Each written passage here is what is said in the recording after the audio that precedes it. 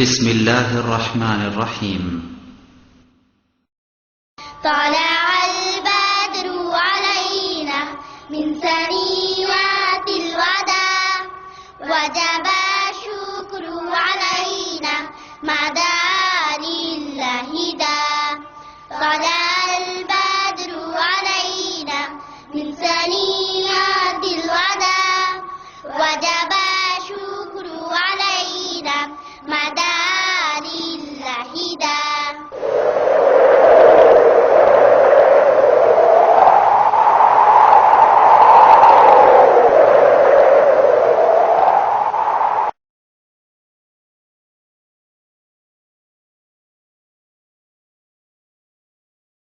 শাইখ মোহাম্মদ আব্দুর রাজ্জাক বিন ইউসুফ, প্রখ্যাত আলোচক, piece TV Bangla. প্রখ্যাত আলোচক, পিস টিভি বাংলা।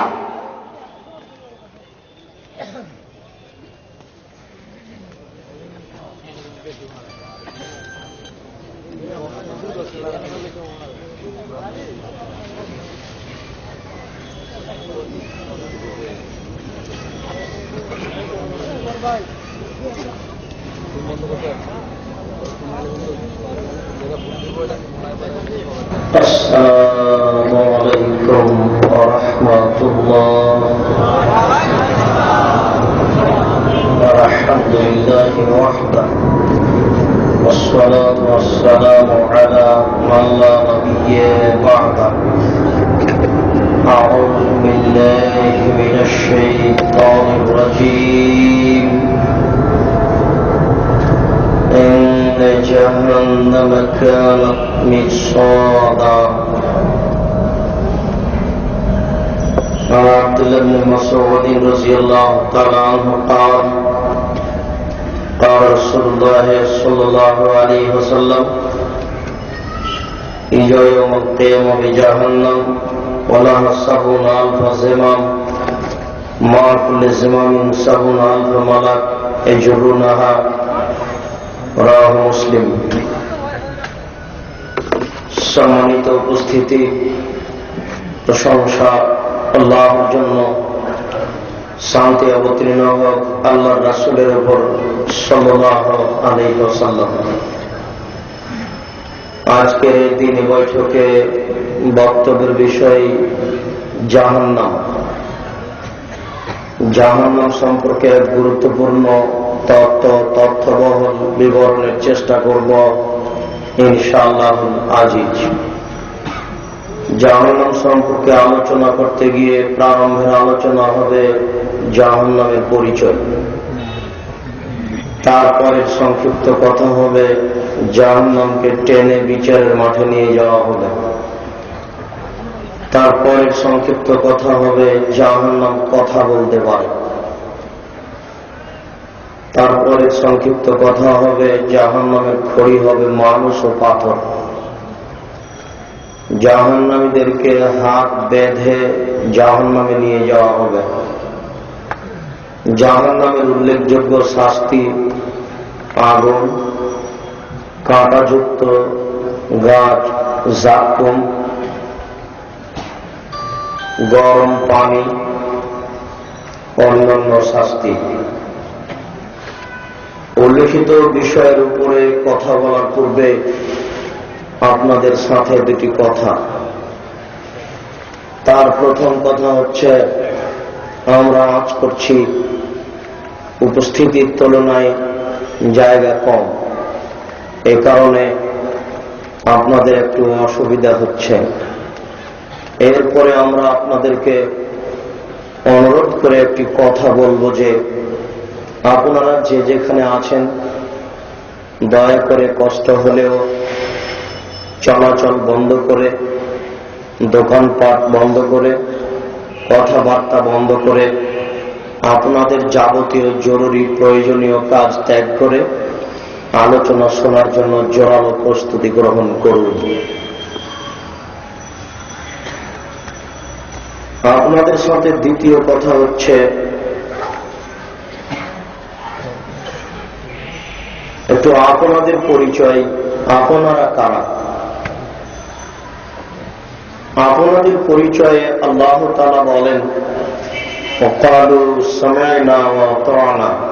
শ্রোতা হচ্ছে ওরাই যারা বলে আমরা শুনেছি ও মেনেছি। আপনাদের শুনে মানতে হবে। শুনে যদি না মানেন তাহলে শোনাটাও আপনাদের জন্য বিপদ হয়ে যাবে। আপনারা যদি বলেন আব্দুর রাজ্জাক সাহেব তাহলে না শোনাই ভালো, কিন্তু না শুনে বাঁচবেন এটাও নয়। আল্লাহ তাআলা এই বিধানকে, কোরআনকে পাহাড়ের উপরে চাপিয়েছিলেন, আসমান জমিনের উপরে দিয়েছিলেন। পাহাড় আসমান জমিন নাকচ করেছে, বলেছে আমরা এই বিধান মানতে পারবো না। হামালাহাল ইনসান, মানুষ তা গ্রহণ করেছে। মানুষ বলেছে আমরা পারবো। তখন আল্লাহ তাআলা বলেছেন ইন্নাহু কানা যালুমান জাহুলা, নিশ্চয় মানুষ বড় জাহেল, মানুষ বড় জালেম। বাহ্যিকভাবে মনে হচ্ছে যে মেনে নিয়ে ভুল করেছি, কেননা মানার সাথে সাথে আল্লাহ তাআলা বলছেন মানুষ বড় জালেম, মানুষ বড় জাহেল। শুনুন, জেনে শুনে মানে না যারা, তারাই হচ্ছে জাহেল, জালেম। জানা বোঝার চেষ্টা করে না যারা, তারাই হচ্ছে জাহেল। জেনে বুঝে মানে না যারা, তারাই হচ্ছে জালেম। জানা বুঝার চেষ্টা করে না যারা, তারাই হচ্ছে জাহেল। আপনি যে বলবেন যে তাহলে শুনবো না, এই সুযোগ যে আপনার নেই। আমি এই মাইকের সামনে 1 ঘন্টা বক্তব্য দিয়ে যদি বলি মাইক বড় জাহেল, আমার কথাই বুঝে না, তাহলে এটা মানাবে না। এই আলোটার সামনে 1 ঘন্টা বক্তব্য দিয়ে যদি বলি আলো বড় জাহেল, আমার কথাই বুঝে না, তাহলে এটা মানাবে না। এই টেবিলের সামনে 1 ঘন্টা বক্তব্য দিয়ে যদি বলি টেবিল বড় জাহেল, আমার কথাই বুঝে না, এটা মানাবে না। গরুর সামনে 1 ঘন্টা বক্তব্য দিয়ে যদি বলি গরু বড় জাহেল, আমার কথাই বুঝে না, এই কথাটাও মানাবে না। জাহেল কথাটা মানুষ ছাড়া অন্যের জন্য চলে না। কাজেই আপনাকে শুনতে হবে, মানতে হবে, এ কথাই ঠিক। জেনে শুনে মানে না যারা, তারাই হচ্ছে জালেম। জানার চেষ্টা করে না যারা, তারাই হচ্ছে জাহেল। জাহেলিয়ত দূর করতে হবে, জানতে হবে। আমরা জানি ইসলাম শব্দের অর্থ হচ্ছে মেনে নেওয়া। মুসলিম মানে যে মেনে নেই, মুসলিম মানে মেনে নিলাম, অনুগত হলাম। আজকে শুনেন, ইসলাম শব্দের আরেকটা অর্থ হচ্ছে জানা। যেই কাজটা আপনি করবেন আগে জানতে হবে। আপনি যেটাই করেন করার আগে আপনাকে জানতে হবে। কেন? ইসলাম যখন আসে তখন সব মানুষ ছিল না জানা, সেটাকে বলা হয় জাহেলিয়ত। জাহেলিয়তের যুগে মানুষ আল্লাহকে চিনত না, জানত না। নবীকে মানুষ চিনত না, জানত না। ইসলাম এসেছে, চিনবে, জানবে। আপনি কোরআন মাজিদের শেষে দুয়াটা লিখা আছে, আল্লাহুম্মা আনিস ওয়াহশাতি ফি কলবি। এই দুয়াটা আপনি পড়ুন। পড়তে আমরা নিষেধ করিনি, কিন্তু আগে জেনে নিন যে চলবে কিনা। কোরআন তেলাওয়াতের শেষে সাদাকাল্লাহুল আলিয়ুল আযীম বলতে হবে, এটা আপনারা বলেন, আমরা নিষেধ করিনি, কিন্তু আগে জেনে নিন যে চলবে কিনা। ইসলামের আরেকটা অর্থ হচ্ছে জানা। যে কাজটা করবেন জেনে করতে হবে। না জানা মানুষের কাছে ইসলাম এসেছে, জেনে আমল করতে হবে। সম্মানিত দিনী ভাই, যেহেতু জেনে মানতে হবে, এই জন্য হক কথা শুনতে হবে। হক বলাও যেমন জটিল, হক মানাও তেমন কঠিন। হক বলাও যেমন জটিল, হক মানাও তেমন কঠিন। হক বলা জটিল কেন? এদেশের মাটিতে প্রায় 3 লক্ষ জাল জয়ীফ হাদিস আছে, লক্ষ লক্ষ মিথ্যা তাফসির আছে, সব আরবিতে লেখা আছে। কোনটা ঠিক কোনটা বেঠিক আগে জানতে হবে। আর আরবি এত কঠিন, একটা মেধাবী ছেলে অন্তত 12 থেকে 16 বছর পড়তে হবে মাদ্রাসায়, তারপরে আরবি পড়তে পারবে। এরপরে 8-10 বছর তদন্ত করতে হবে কোনটা ঠিক কোনটা বেঠিক, তারপরে জানা যাবে। এই জন্য হক কথা বলা কঠিন। কেন? সত্য আর মিথ্যা একাকার হয়ে আছে, সব আরবিতে লেখা আছে। ধরুন এটা একটা ফাজাইলে আমলের বই, তাতে লেখা আছে এমন ভাবে জিকির করো যেন দেখে পাগল মনে হয়। আপনি এভাবে জিকির করুন, আমরা আপত্তি করিনি, কিন্তু এই কথাটা ঠিক কি বেঠিক আগে প্রমাণ হতে হবে। এটা আরবিতে লেখা আছে। যে গ্রাম দিয়ে একজন মৌলানা হেঁটে যাবে, সেই গ্রামে 40 দিন কবরের শাস্তি বন্ধ থাকবে। এটা আরবিতে লেখা আছে। এটা চলবে কিনা আপনাকে আরবি জানতে হবে, এর সব তথ্য লেখা আছে।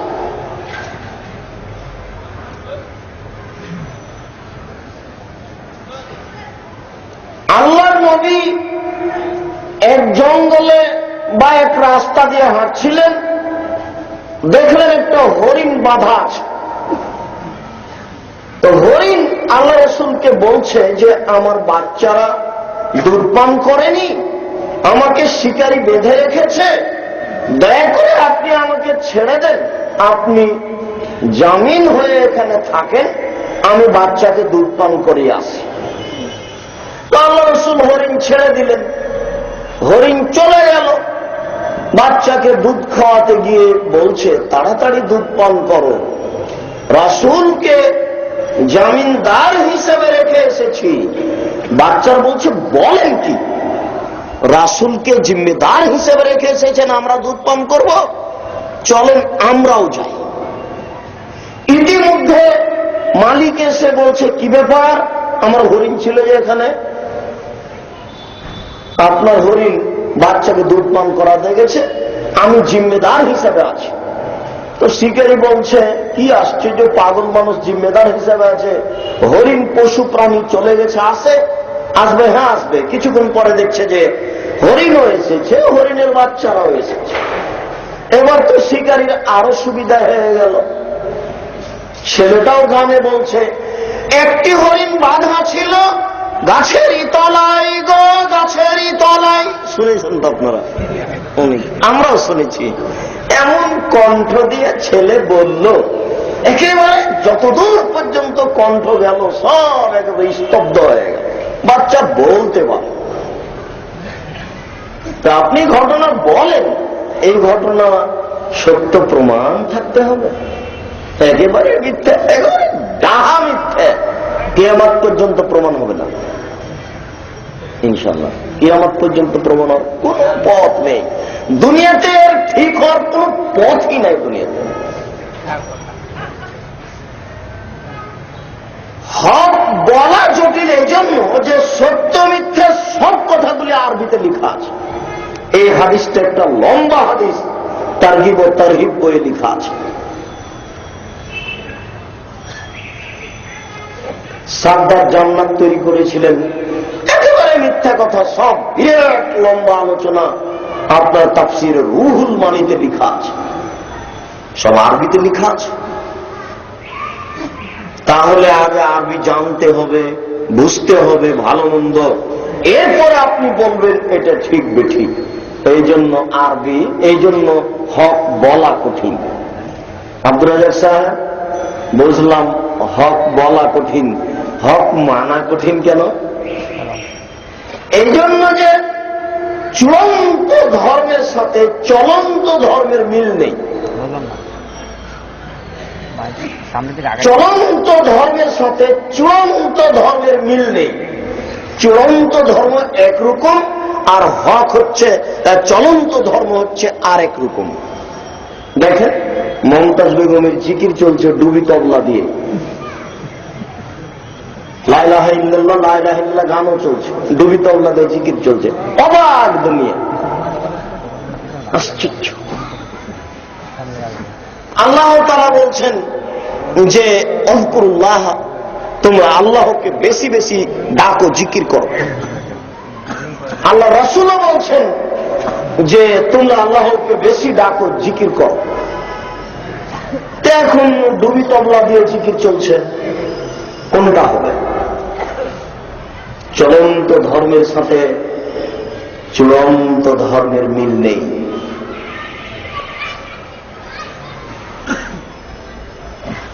কিভাবে হবে?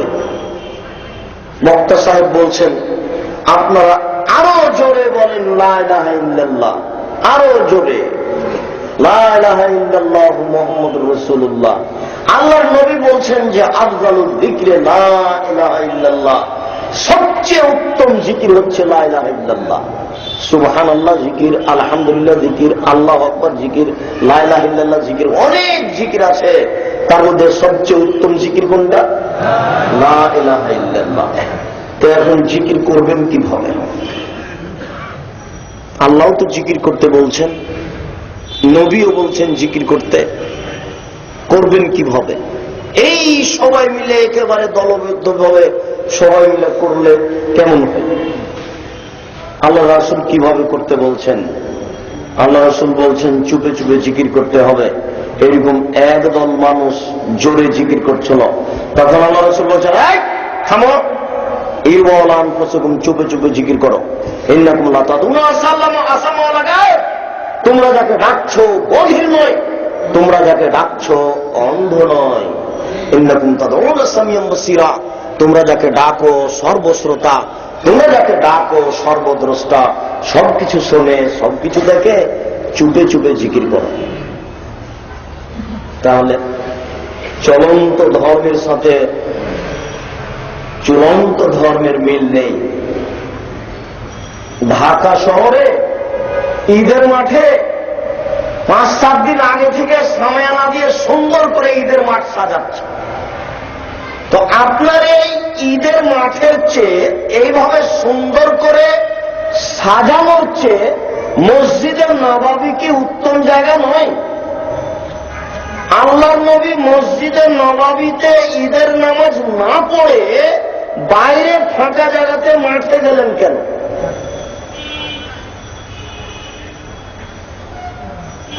তাহলে ঈদের নামাজ বাইরে ফাঁকা জায়গায় মাঠে পড়তে হবে। আপনি এই ঈদের মাঠকে সাজাচ্ছেন কেন? ঘটনা কি? কি ব্যাপার? ফাঁকা জায়গাতে ঈদের সালাত আদায় করতে হবে, এটাই চূড়ান্ত, এর বিকল্প নেই। ঈদের মাঠ এইভাবে সাজানো যাবে না, কিয়ামত পর্যন্ত প্রমাণ হবে না।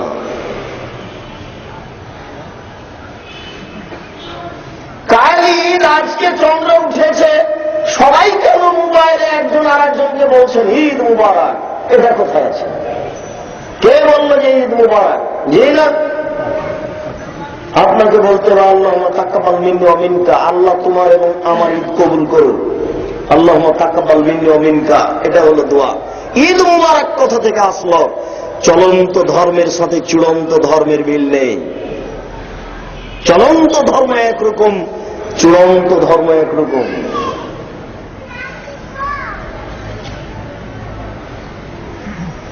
সম্মানিত দিনী ভাই, আপনি ঈদের মাঠে গিয়ে কেন বলছেন আসেন আসেন, নামাজ শুরু হতে যাচ্ছে? আল্লাহর নবী বলছেন লা আযানা ওয়ালা ইকামা ওয়ালা নিদা। ঈদের মাঠে আজান নাই, একামত নেই, ডাক নেই। ডাকা চলবে না, আজান চলবে না, একামত চলবে না, আপনি কেন ডাকলেন? চূড়ান্ত ধর্মের সাথে চলন্ত ধর্মের মিল নেই। হক বলাও যেমন জটিল, হক মানাও তেমন কঠিন।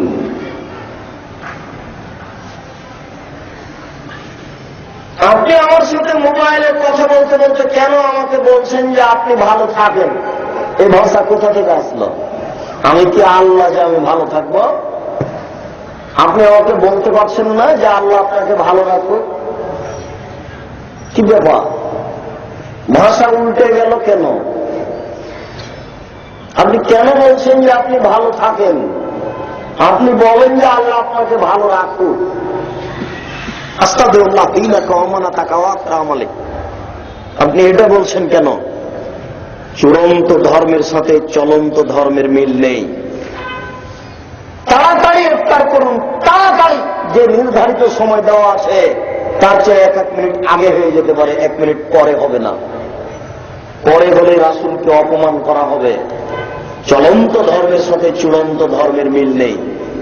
চলন্ত একরকম, চূড়ান্ত একরকম। হক বলাও যেমন জটিল, হক মানাও তেমন কঠিন। সম্মানিত উপস্থিতি, আপনি ঈদের মাঠে গিয়ে কেন জোরে বলছেন? সবাই আরো বলেন আল্লাহু আকবার, আল্লাহু আকবার, লা ইলাহা ইল্লাল্লাহ, আল্লাহু আকবার, আল্লাহু আকবার, লিল্লাহিল হামদ।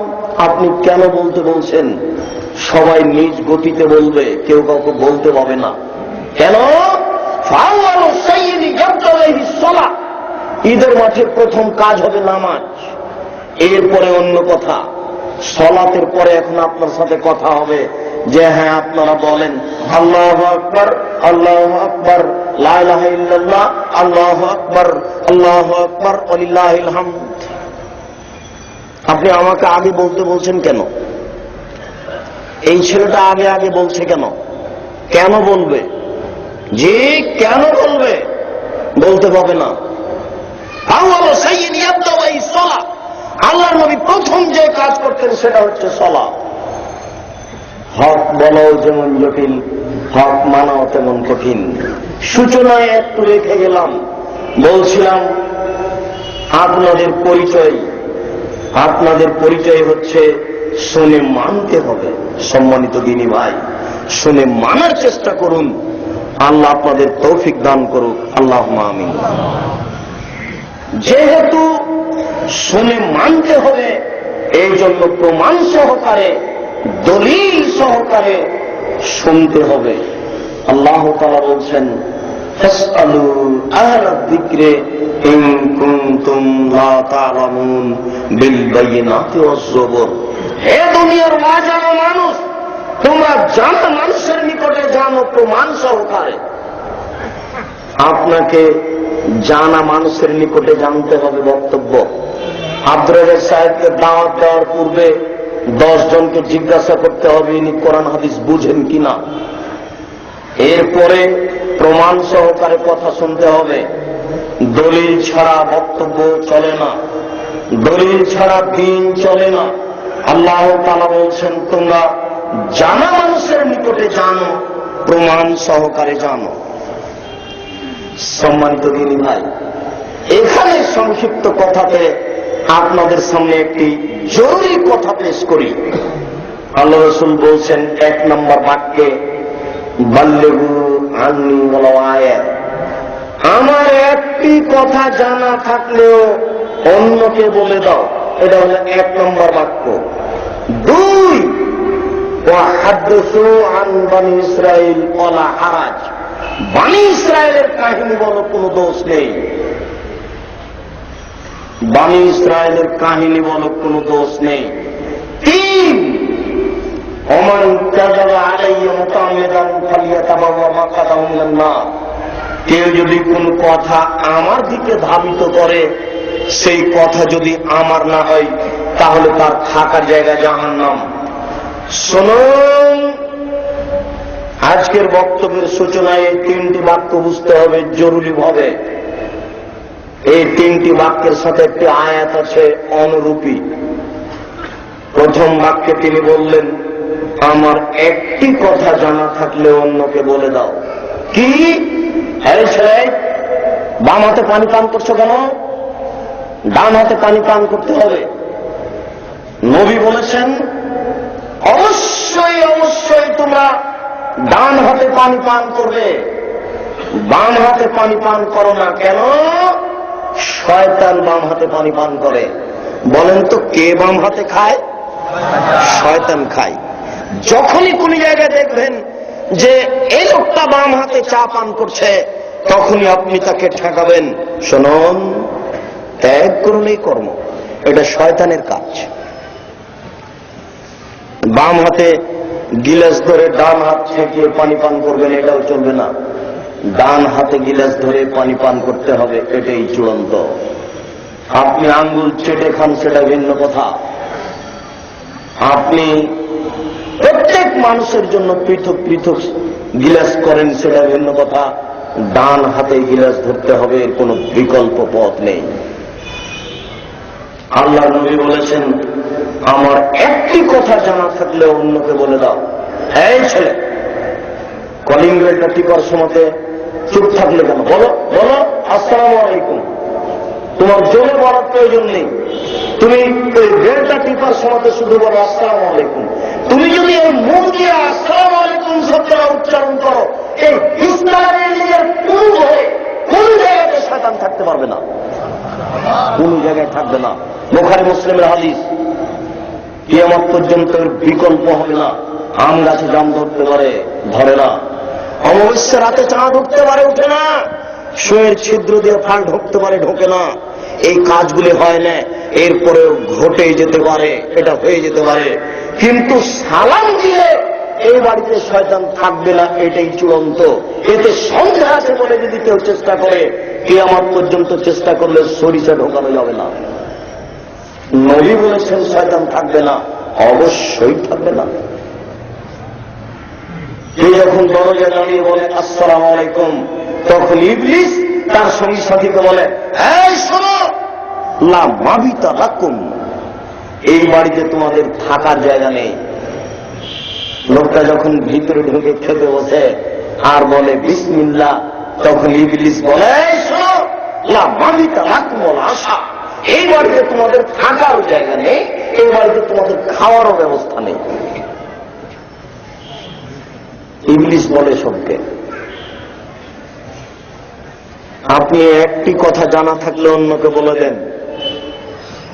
একজন সালাম দিয়ে মুখে দিচ্ছে, তারপর বুকে দিচ্ছে, এই করো কি তুমি? আল্লাহ নবী বলেছেন, হাতে হাত মিলাও, হাত দুটি পৃথক হওয়ার পূর্বেই উভয়ের পাপ ক্ষমা হয়ে যাবে। সহিহ হাদিস। তুমি আবার হাতটা সরিয়ে বুকে দিচ্ছ কেন? আবার মুখে চুমা দিচ্ছ কেন? একই। সম্মানিত দিনী ভাই, একটি কথা জানা থাকলে অন্যকে বলা যায়, এটাই হচ্ছে জানা। জানার না জানা বুঝতে পারছেন কিনা, এটাই হচ্ছে জানা। এই ছেলে, এই ছেলে, টাকনুর নিচে প্যান্ট পরে আছো কেন? একটা মানুষ চুরি করলে জাহান্নামে যাবে, এই কথা নবী বলেননি, যেতে পারে। একটা মানুষ মিথ্যা কথা বললে জাহান্নামে যাবে, এই কথা নবী বলেননি, যেতে পারে। কেন? মিথ্যা কথা মহাপাপ। একটা মানুষ জেনা করলে জাহান্নামে যাবে, এই কথা নবী বলেননি, যেতে পারে। কেন? জেনা মহাপাপ। একটা মানুষ ঘুষ দিলেই, ঘুষ খেলেই জাহান্নামে চলে যাবে, এই কথা নবী বলেননি, যেতে পারে। কেন? সুদ খাওয়া, ঘুষ খাওয়া মহাপাপ, মহাপাপ, মহাপাপ, জাহান্নামে যেতে পারে। কিন্তু নবী বলছেন, কেউ যদি টাকনুর নিচে পায়জামা প্যান্ট পরে, সরাসরি জাহান্নামে। আপনি বলবেন, এই ছেলে, তুমি টাকনুর নিচে প্যান্ট পরে আছো কেন? আপনার একটি কথা জানা থাকলে অন্যকে বলে দাও, এই কথা আল্লাহর নবী বলছেন। এরপরে তিনি বলছেন বানি ইসরায়েলের কাহিনী বলো। বানি ইসরায়েলের কাহিনী কিভাবে বললেন দেখি আপনার বানি ইসরায়েলের কাহিনী জানা আছে কিনা। একটা লোকের কাছে জমি কিনে নিয়েছে। জমি কিনে নিয়ে যখন জমি চাষ শুরু করেছে, জমিতে একটা স্বর্ণের পাতিল পেয়েছে। তো জমি ক্রেতা জমি বিক্রেতার কাছে গিয়ে বলছে, শুনুন, আপনি এই স্বর্ণের পাতিল নেন, আমি আপনার কাছে জমি কিনে নিয়েছি, স্বর্ণের পাতিল কিনে নিনি। তখন বিক্রেতা বলছে, বেতুলার জমি ফিরা, জমি বিক্রি করেছি, জমিতে যা কিছু ছিল সবই বিক্রি করেছি, আমি পাতিল নিব না। এটা হলো বানি ইসরায়েলের কাহিনী।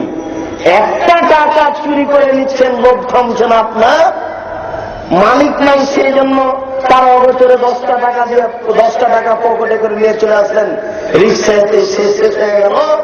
দেখেন স্বর্ণের পাতিল নিবে না। ইমান একই বলে। ইমান কাকে বলে? স্বর্ণের পাতিল নিবে না। ইমান একে বলে যার যত ইমান বেশি তার তত পাপ কম, যার যত ইমান কম তার তত পাপ বেশি। আপনি এত পাপ করছেন কেন? আপনার ইমান কম। যার যত ইমান বেশি তার তত পাপ কম, যার যত পাপ বেশি তার তত ইমান কম। এটা হচ্ছে বানি ইসরায়েলের কাহিনী। বুখারী মুসলিমের হাদিস, মুসলিম শরীফের হাদিস।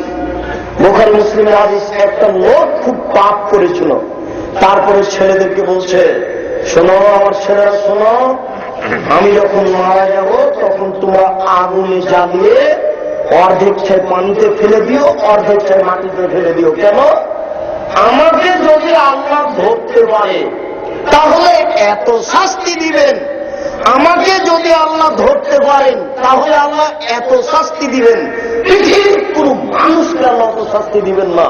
তার লোকটা নিজেকে খুব বড় পাপী মনে করছেন। এবার লোকটা যখন মারা গেল তখন ছেলেরা তাকে জানিয়ে অর্ধেক ছাই পানিতে ফেলে দিল, অর্ধেক ছাই মাটিতে ফেলে দিল। আল্লাহ তাআলা সাগরকে বললেন, ছাইগুলি জমা করে দাও। সাগর ছাই জমা করে দিল। মাটিকে বললেন, মাটি তুমি ছাইগুলি জমা করে দাও। ছাই জমা করে দিল। এবার আল্লাহ তাআলা ছাইকে জমা করে মানুষ বানালেন। মানুষ বানিয়ে বললেন, এবার পাল্টা হাজা, তুমি এটা কেন করলে? তখন লোকটা বলছে, মিন খাসিয়াতিকা, তোমার ভয়ে করেছি। অন্তা আলাম, তুমি ভালো জানো। আমি যে তোমার ভয়ে আমার ছেলেরাকে বলেছি এই খবর তুমি ভালো জানো, আমি শুধু একাই এমনিতেই বলিনি। তখন আল্লাহ তাআলা বলছেন, আচ্ছা ঠিক আছে, তুই যখন আমার ভয়ে করেছো তোমাকে আমি মাফ করে দিলাম।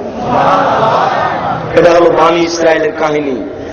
বানি ইসরায়েলের কাহিনী বলেন, আপনি সঠিক বলেন, সঠিক বলতে হবে। বানি ইসরায়েলের কাহিনী আপনি বলেন, সঠিক বলতে হবে। বানি ইসরায়েলের মিথ্যা কাহিনী আছে। মিথ্যা কাহিনী দেখবেন দু একটা, আপনাকে দু একটা মিথ্যা কাহিনী দেখাই। একটা লোকের বাড়ির পাশে একটা গাছ ছিল, সেই গাছে পাখির বাসা ছিল। পাখির বাসায় বাচ্চা দিলে এই বাড়ির লোক উপরে উঠে বাচ্চা ধরে জমে করে খেয়ে নিত। পাখি একবার অভিযোগ করলো সুলাইমান আলাইহিস সালামের কাছে।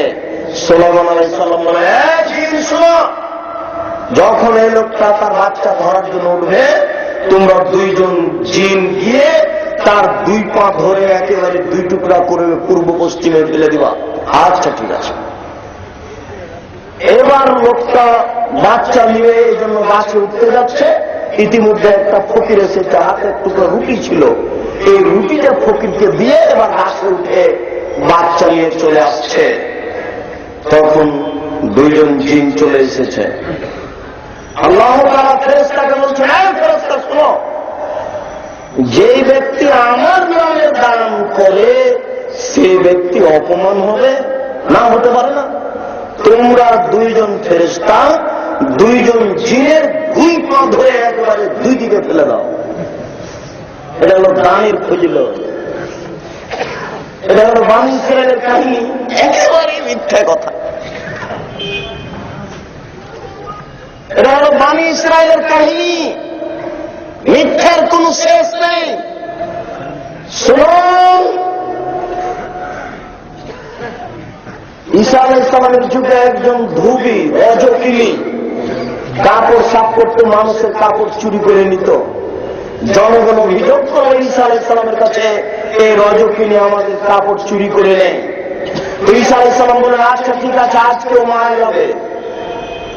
এবারও কাপড় সাফ করার জন্য পুকুরে চলে যাচ্ছে। তার কাছে 3টা রুটি ছিল। একজন ভিক্ষুক আসলো, একটা রুটি দিল। আর একজন ভিক্ষুক আসলো, আর একটা রুটি দিল। আর একজন ভিক্ষুক আসলো, আর একটা রুটি দিল।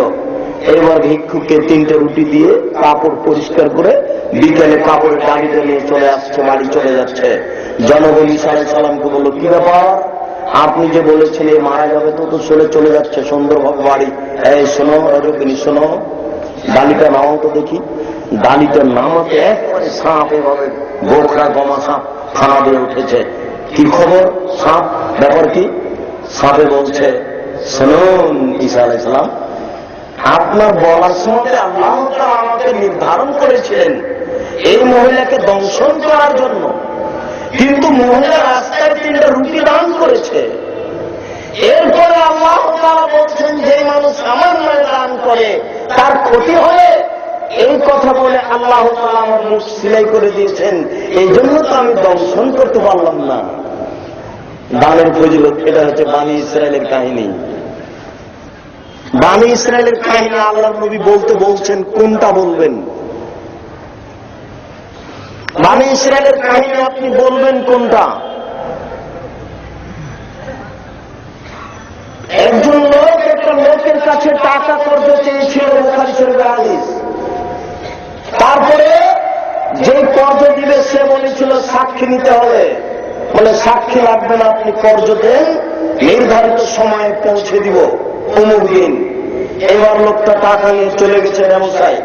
ব্যবসা করার পরে নির্ধারিত দিনে নদীর পাশে এসেছে, কোন নৌকা নেই। চিন্তা ভাবনা করলো কি করা যায়। আমি তো মানুষের সাথে ওয়াদা করেছি নির্ধারিত সময়ে টাকা দিব, নৌকা নেই, যেতে পারছি না। বিসমিল্লাহ বলে একটা কাঠ, একটা তক্তা, একটা বাঁশকে করে ছিদ্র করে টাকাটা ওর ভিতরে ঢুকিয়ে দিয়ে এটা ওই কাঠটা পানিতে ফেলে দিল। এবার লোকটার সাথে ওয়াদা আছে এই সময় ঘাটে এসে পৌঁছবে নৌকা। টাকা দিনওয়ালা এসে দেখছে ঘাটে নৌকা নেই, মানুষ নেই। তিনি চিন্তা করছেন ব্যাপারটা কি, লোকটা ওয়াদা করলো, পূরণ করলো না। আচ্ছা যাক, ফিরে যখন যাচ্ছে ওই কাঠটা একটু নিয়ে যায়।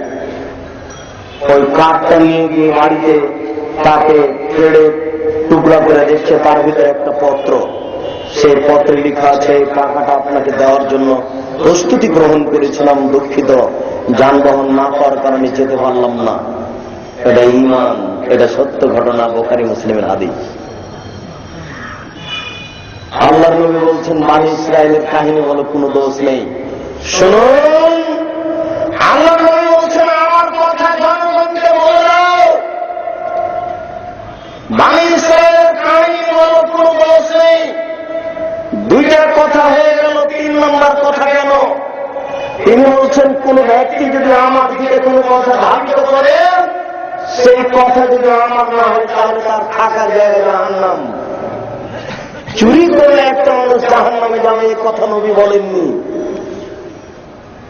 মিথ্যে কথা বললে একটা মানুষ জাহান্নামে যাবে, এই কথা নবী বলেননি। যেতে পারে, মিথ্যে কথা মহাপাপ। রোজা না করে একটা মানুষ জাহান্নামে যাবে, কথা নবী বলেননি। যেতে পারে, রোজা না করা মহাপাপ, গীবত করা মহাপাপ। গীবত করে একটা লোক জাহান্নামে যাবে, কথা নবী বলেননি, তবে যেতে পারে। শুনুন, নবী বলছেন, কেউ যদি আমার নামে একটা মিথ্যা কথা বলে, সেটা যদি আমার না হয় তাহলে তার থাকার জায়গা জাহান্নাম। এবার আপনাকে বের করতে হবে খুঁজে, কোরআন তেলাওয়াতের পরে সাদাকাল্লাহুল আযীম বলা যাবে কিনা। প্রমাণ থাকলে বলুন, যদি প্রমাণ না থাকে আপনি বলুন, তাহলে এই কথাটাই নবীর উপরে মিথ্যা চাপিয়ে দিলেন। আমার বক্তব্য আপনাকে আমি মানতে বলিনি। সম্মানিত দিনী ভাই, বক্তব্য যখন শেষ হয়ে যাবে তখন আপনি বলবেন, আব্দুল রাজ্জাক সাহেব আপনাকেও সালাম, আপনার বক্তব্যকেও সালাম গেলাম। আমি আপনাকে মানার জন্য বলি না, আপনাকে শোনার জন্য অনুরোধ করছি। যদি আপনি যেটা বলছেন সেটা আসলের হয় ভালো কথা, যদি না হয় তাহলে কি হবে? ইব্রাহিম আলাইহিস সালামের দরবারে একটা ভিক্ষুক গেল। ইব্রাহিম আলাইহিস সালাম খেতে দিলেন, ক্লাস 2-3 বই লেখা আছে। এবার ফকির বিসমিল্লাহ ছাড়াই খেতে বসলো। ইব্রাহিম আলাইহিস সালাম ফকিরকে এক ধাক্কা দিয়ে দরজা থেকে সরিয়ে দিলেন, আর প্লেটটা নিয়ে নিলেন। লেখকের ফাঁসি হবে। লেখকের জন্য আপনারা আল্লাহর কাছে ক্ষমা চান, আল্লাহ এই লোকটাকে বাঁচাও। ইব্রাহিম আলাইহিস সালাম এত অভদ্র মন যে একটা ফকির বিসমিল্লাহ বলে ভুলে গেছে, সেই জন্য তাকে ধাক্কা দিয়ে বের করে তিনি ভাত কেড়ে নেবেন। আপনি ইব্রাহিম আলাইহিস সালামকে এত অভদ্র মানুষ মনে করেন? শুনুন, আল্লাহর নবী ঈদের মাঠে গেলেন, একটা বাচ্চা কাঁদছে। ও বাচ্চা, তুমি কেন কাঁদো? না, আমার বাপ নেই। আল্লাহর নবী বাচ্চাটাকে নিয়ে আয়েশার কোলে দিলেন। আয়েশা নতুন পোশাক পরালেন, বাচ্চা খুশি হয়ে গেল। আয়েশার বাড়িতে ফকির ভিক্ষা পাইলে আর ওই বাচ্চাকে নতুন কাপড় দিয়ে দিলাম। আশ্চর্য। আয়েশা রাদিয়াল্লাহু তাআলা আনহা বলছেন, এমন কতদিন সকালে এসে নবী বলেছেন, আয়েশা কোন খানা পানি নাস্তা পানি আছে কি? আয়েশা বলছেন, জি না। তখন আল্লাহ রাসূল বলছেন, আচ্ছা ঠিক আছে, আমি রোজা থেকে গেলাম, আমি সিয়াম থাকলাম। আপনি 5 বার 7 বার কত আইটেমের নাস্তা করছেন, বুঝতে পারছেন না দিন ধর্ম কাকে বলে। আল্লাহ রাসূলের বাড়িতে কত দারিদ্রতা ছিল। সাহাবীরা এসে বলছেন, খন্দকের যুদ্ধে আল্লাহ রাসূল বিশাল পাথর একটা দেখা দিয়েছে, পাথর আমরা নড়াতে পারছি না। তখন আল্লাহ রাসূল বলেন, আচ্ছা ঠিক আছে, আমি এবার যাচ্ছি। এইভাবে বসেছিলেন, উঠলেন। উঠার সাথে সাথে সাহাবী দেখলেন যে পেটে পাথর বাঁধা আছে দুটো। বুখারী মুসলিমের হাদিস। জাবের রাদিয়াল্লাহু তাআলা দৌড় দিয়ে বাড়িতে গিয়ে স্ত্রীকে বলছেন, শোনো, কোনো খাওয়ার কিছু আছে? অল্প 1 সা গম আছে, তরকারি কিছু আছে, একটা ছাগলের বাচ্চা আছে, ঠিক আছে তুমি এটা রেডি করো, আমি আল্লাহর নবীকে গিয়ে চুপে চুপে বলি, আল্লাহ রাসূল আমার বাড়িতে একটু খাওয়ার জন্য চলেন। আমি চুপে চুপে বলেছি, আমার কথাটা শুনে আল্লাহ রাসূল বলছেন, এই খন্দকবাসী শোনো, চলে যাই জাবের বাড়িতে দাও। 1000 মানুষ। এবার জাবের রাদিয়াল্লাহু তাআলা স্ত্রীকে বলছেন, এবার হলো তোমার কি হয়েছে? ঘটনা এই, আপনি অত চিন্তা করছেন কেন? আরে আপনি দাওয়াত দিয়েছেন আল্লাহর নবীকে, আর আল্লাহর নবী দাওয়াত দিয়েছেন তাদেরকে, ওটা আমাদের মাথা ব্যথা। তিনি বুঝবেন কি করবেন তাদের ব্যাপারে। আমরা তাকে দাওয়াত দিয়েছি, অল্প খানা রেডি করি। শুনুন, আয়েশা রাদিয়াল্লাহু তাআলা আনহা বলছেন, একজন ভিক্ষুক এসে আমার কাছে খেতে চাইলো, 2টা মেয়ে আছে সাথে, বুখারী মুসলিমের হাদিস। এসে বলছে যে আমাকে একটু কিছু খাবার দাও।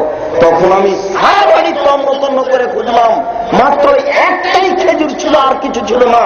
খেজুরটা আমি মহিলার হাতে দিলাম, মহিলা খেজুরটা 2 টুকরা করে 2টা মেয়েকে দিল। এরপরে মেয়েটা উঠে চলে গেল বাচ্চা নিয়ে।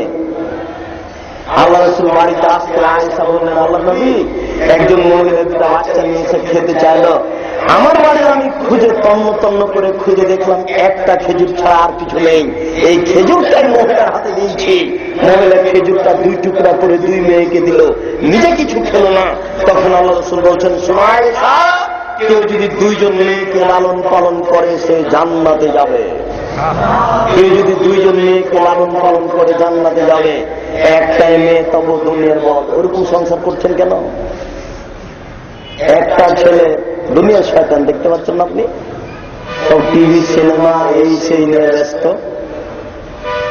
একটা ছেলে নিলে ভালো হয় না, ছেলে নিয়ে জান্নাত পাওয়া যাবে এই কথা নবী বলেননি। ছেলে একটা হলে 2টা হলে 50টা হলে জান্নাত পাওয়া যাবে এই কথা নবী বলেননি। তবে এতটুকু নবী বলেছেন, ভালো ছেলে যদি কবরের পাশে গিয়ে বলে, বাড়িতে গিয়ে বলে, বাপের জন্য বলে হে প্রতিপালক, তুমি আমার পিতা মাতাকে দেখো, তারা ভালো অবস্থা আমাকে যেভাবে দেখেছিল রব্বে ফিরলি করে বলে দেয়, হে আল্লাহ তুমি আমাকে ক্ষমা করো, আমার পিতা মাতাকে ক্ষমা করো। আল্লাহুম্মা গফিরলি আবি ওয়ারফা দারজাতাহু ফিল মাদিন ওয়াসসালাহু ফি কবরিহি ওয়া নাব্বির লাহু ফিহি। হে আল্লাহ তুমি আমার পিতাকে ক্ষমা করো, তাকে উচ্চ মর্যাদা দান করো, তুমি তার কবরকে প্রশস্ত করো, তুমি তার কবরকে আলোকিত করো। এরকম কিছু যদি ছেলে বলে তাহলে ছেলে ভালো, এছাড়া ছেলে দিয়ে কোন উপকার হবে এ কথা নবী বলেননি। বলেন তো কি দিয়ে উপকার হবে? মেয়ে দিয়ে। দুইটা মেয়ের লালন পালন হলে নগদ জান্নাত। বুখারী মুসলিমের হাদিস। সম্মানিত দিনী ভাই শুনুন, এই দেশের মাটিতে সত্য মিথ্যা আছে, ধর্মের নামে অসংখ্য মিথ্যা। মুহাম্মদ সাল্লাল্লাহু আলাইহি ওয়াসাল্লাম যে রাস্তা দিয়ে হাঁটতেন, একজন বুড়ি সে রাস্তায় কাঁটা পুঁতে রাখত। একদিন দেখলেন নবীর পায়ে কাঁটা ফুটলে বুড়ি খুশি হতো। একদিন নবী রাস্তায় দেখলেন কাঁটা নেই, তিনি ভাবলেন বুড়ির কিছু হয়েছে, তাই তিনি বুড়ির বাড়ি গেলেন, দেখলেন সত্যি অসুস্থ, তিনি তার পরিচর্যা করলেন, বুড়ি ভালো হয়ে গেল। একেবারে মিথ্যা কথা, কোন প্রমাণ নেই। লিখককে ক্ষমা চাইতে হবে, ছাত্রকে ক্ষমা চাইতে হবে, আল্লাহর দরবারে ক্ষমা চাইতে হবে। শুনুন, আমার একটি কথা জানা থাকলেও বলে দাও, বনী ইসরায়েলের কাহিনী বলো। কোন ব্যক্তি যদি আমার নামে মিথ্যা আরোপ করে, সেই যদি কাজটা আমার না হয় তাহলে তার থাকার জায়গায় জাহান্নাম। আপনাকে আমি বলিনি যে এই কাজটা রাসূলের নয়, আমি আপনাকে বলছি সালাম ফেরার সাথে সাথে মাথায় হাত দিতে হবে, তার দলিল আছে কিনা। আপনাকে আমি এই মুহূর্তেই আমারটা উল্টে দিতে বলিনি, আপনি আমারটা মানেন না, শুধু খালি শুনে রাখেন। আপনি অজু করে যখন যায় নামাজে দাঁড়াচ্ছেন, তখন জোহরের 4 রাকাতের নিয়ত করছি, এই দোয়া আপনি পড়েন, আমি পড়তে নিষেধ করিনি। আমি বলছি যদি এই দোয়া নবীর না হয় তাহলে আপনার কি হবে? কথা আমার বুঝতে পারেননি? দোয়া যদি নবীর না হয় তাহলে আপনার কি হবে সেটা আপনাকে বলছি। আপনি একটা ছেলেকে নিয়ে এসে আপনার দোকানে কোরআন মাজিদ পড়িয়ে 50 টাকা তার পকেটে দিয়ে আপনি তাকে মিষ্টি জিলাপি খাওয়ান, এটা আমি নিষেধ করিনি। আমি বলছি যদি এই কাজটা নবীর না হয় তাহলে আপনার কি হবে? কথা আমার বুঝতে পারেননি? অতএব বিচারের কাঠ গড়াতে কাউকে ছেড়ে দেওয়া হবে না। বলছেন ইয়া আইয়ুহাল্লাযীনা আমানু আতিউল্লাহ, হে পৃথিবীর মানুষ ঈমানদারগণ, তোমরা আল্লাহকে মান্য করো, ওয়া আতিউর রাসূল, রাসূলের আনুগত্য করো, ওয়ালা তুবতিলু আমালাকুম, তোমাদের আমল বাতিল করো না। এমন হলো কেন? 3টা বাক্য। 1, আল্লাহকে মান্য করো, 2, রাসূলের আনুগত্য করো, 3, তোমাদের আমল বাতিল করো না। এবার বুঝেন, উপরের 2টা না টিকলে আমল বাতিল হবে। 1, আল্লাহকে মান্য করো, মানে মান্য যদি না টিকে আমল বাতিল হবে। মান্য যদি না টিকে আমল বাতিল হবে। মান্য করা কেটে যায় কিভাবে? হাত চালিয়ে ভাগ্য পরীক্ষা করলে আল্লাহকে মান্য করা কেটে যাবে। হাতের রাশি দেখে ভাগ্য পরীক্ষা করলে আল্লাহকে মান্য করা কেটে যাবে। আঙ্গুলে অষ্টধাতুর আংটি ব্যবহার করে অসুখ ভালো হবে মনে করলে আল্লাহকে মান্য করা কেটে যাবে। সূরা ইয়াসিন দিয়ে মাদুলি, ইয়াসিন ঢুকিয়ে মাদুলি মা হাতে কোমরে ব্যবহার করলে আল্লাহকে মান্য করা কেটে যাবে। তুলসী গাছে লাথি মারা যায় না, তুলে ফেলা যায় না, এমন মন্তব্য করলে আল্লাহকে মান্য করা কেটে যাবে। ঢাকার গোলাপ শাহের মাজারে ফুল চাপালে আল্লাহকে মান্য করা কেটে যাবে। গোলাপ শাহের মাজারে মাথা নত করলে আল্লাহকে মান্য করা কেটে যাবে। শাহজালাল সিলেটির কবরে গেলে আল্লাহকে মান্য করা কেটে যাবে। সিলেটি তো দূরের কথা, মোহাম্মদ সাল্লাল্লাহু আলাইহি সাল্লাম কবর থেকে আপনার 1 পয়সা উপকার করতে পারবেন না, অসম্ভব হতে পারে না। কবর যদি পূজা চলে, পৃথিবীতে সবচেয়ে ভালো মানুষ কে বলেন তো? মোহাম্মদ সাল্লাল্লাহু আলাইহি সাল্লাম। মোহাম্মদ সাল্লাল্লাহু আলাইহি সাল্লামের কবর পূজা হয় না কেন? সেখানে মানুষ সিজদা করে না কেন? সেখানে মানুষ টাকা দেয় না কেন? সবচেয়ে পৃথিবীতে দ্বিতীয় মহামানব হচ্ছেন উমর রাদিয়াল্লাহু, আবু বকর সিদ্দিক রাদিয়াল্লাহু তাআলা আনহু। তৃতীয় মহামানব হচ্ছেন উমর রাদিয়াল্লাহু তাআলা আনহু। তাদের কবর পূজা হয় না কেন? কবরে মাথা নত করলে, কবরের কাছে কিছু চাইলে আল্লাহকে মান্য করা কেটে যায়। সারা দেশবাসীর উচিত, বরকত জীবন দিয়েছেন, বরকতের জন্য আল্লাহর দরবারে ক্ষমা চাইবে। হেডমাস্টার বলে দিবেন, ছেলেরা বাবুরা শোনো, ভাষা টিকাতে গিয়ে বরকত জীবন দিয়েছে, তোমরা তার জন্য আল্লাহর দরবারে ক্ষমা চাও। সারা দেশ কেন, সারা পৃথিবীর মানুষ যদি পায়ের জুতা স্যান্ডেল খুলে দিয়ে বরকতের সালামের কবরে ফুল চাপায় 1 পয়সা উপকার করা যাবে? করা যাবে না। এই কাজ করলে আল্লাহকে মান্য করা কেটে যাবে। শিরক করলে আল্লাহকে মান্য করা কেটে যায়। 2, রাসূলের আনুগত্য করো। রাসূলের আনুগত্য কেটে গেলে 3 আমল বাতিল হবে। রাসূলের আনুগত্য কেটে গেলে আমল বাতিল হবে। 3 লক্ষ টাকা খরচ করে হজ করতে গেছেন, হজ করেন ভালো কথা, আপনার মেয়ের জন্য একটা উমরা, ছেলের জন্য একটা উমরা, বাপের জন্য একটা উমরা, মায়ের জন্য একটা উমরা, এত উমরা করলেন কেন বুঝলাম না। আল্লাহর নবী তওয়াফ করছেন, কাবা ঘরের চতুর্দিকে ঘুরছেন, ঘুরতে ঘুরতে দেখছেন যে আয়েশা বসে বসে কাঁদছেন। তখন আল্লাহ রাসূল বলছেন, ও বুঝেছি তুমি কাঁদছো কেন, বুঝেছি তোমার ঋতু হয়েছে তাই না? জি, আমাকে ভালো লাগে না, আমার তওয়াফ করা বন্ধ হয়ে গেল, ঋতুর কারণে আমি এই কাজ করতে পারছি না। আচ্ছা ঠিক আছে, ঠিক আছে, থামো, তুমি থাকো, কোনো সমস্যা নেই। আল্লাহ রাসূল হজ করলেন, সব কাজ শেষ হয়ে গেল। হজ শেষে বলছেন, আব্দুর রহমান জি, এই যে তোমার বোন আয়েশাকে নিয়ে যাও তানিমে। তানিম একটা জায়গার নাম। তানিমে নিয়ে গিয়ে ইহরাম বাঁধিয়ে নিয়ে এসে তওয়াফ করাও।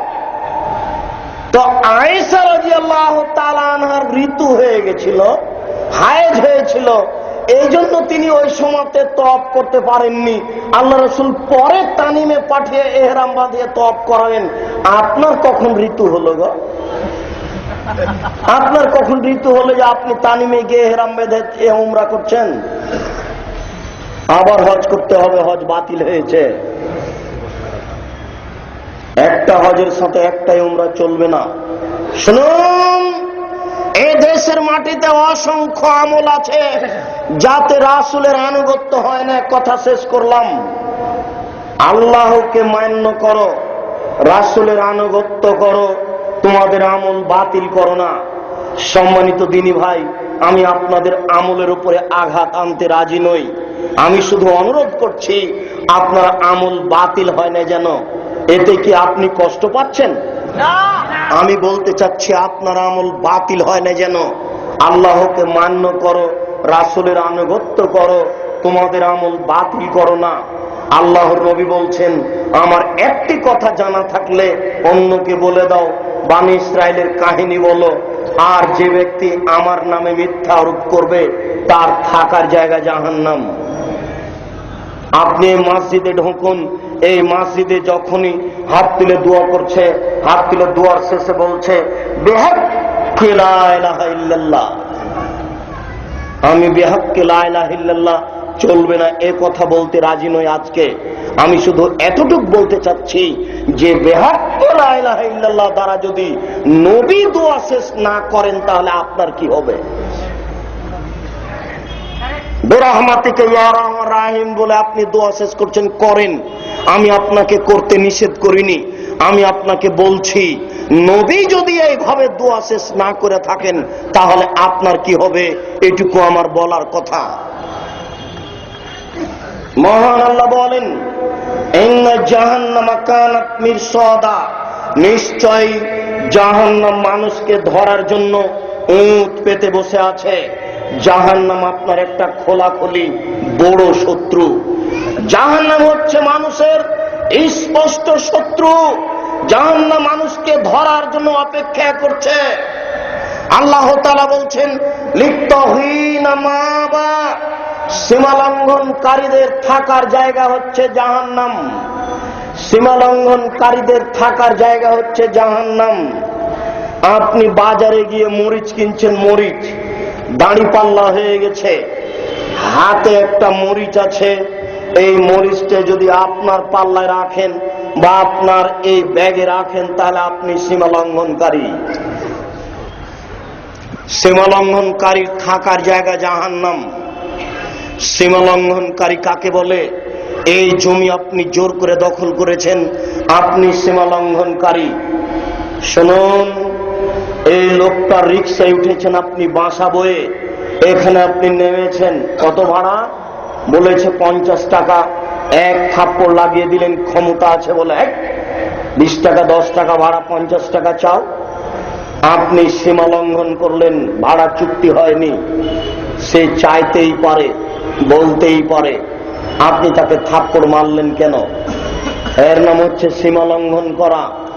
শুনুন, এই দেশের মাটিতে অসংখ্য কাজ রয়েছে সীমা লঙ্ঘন। আল্লাহ তাআলা বলছেন জাহান্নাম হচ্ছে সীমা লঙ্ঘনকারীর থাকার জায়গা।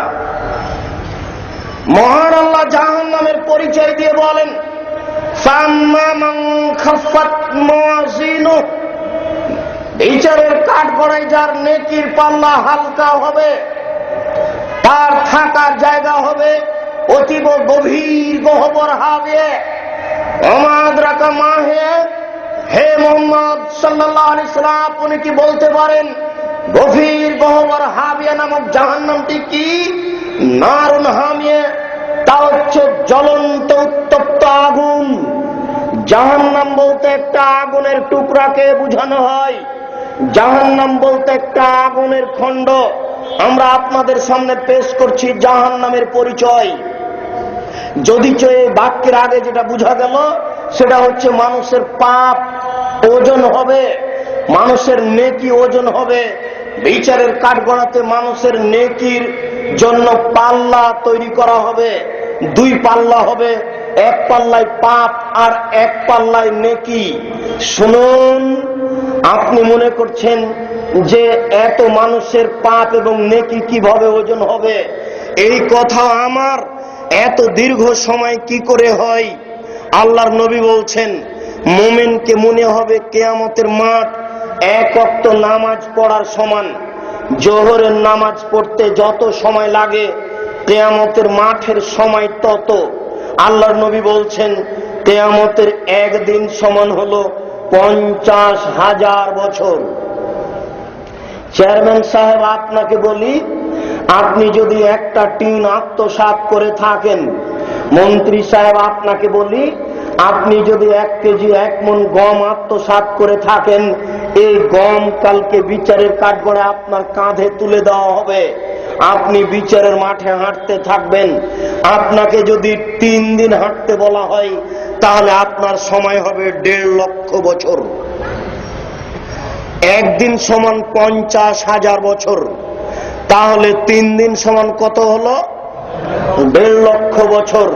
চেয়ারম্যান সাহেব, একটা টিন মাথায় করে আপনাকে ঘুরতে হবে 1.5 লক্ষ বছর।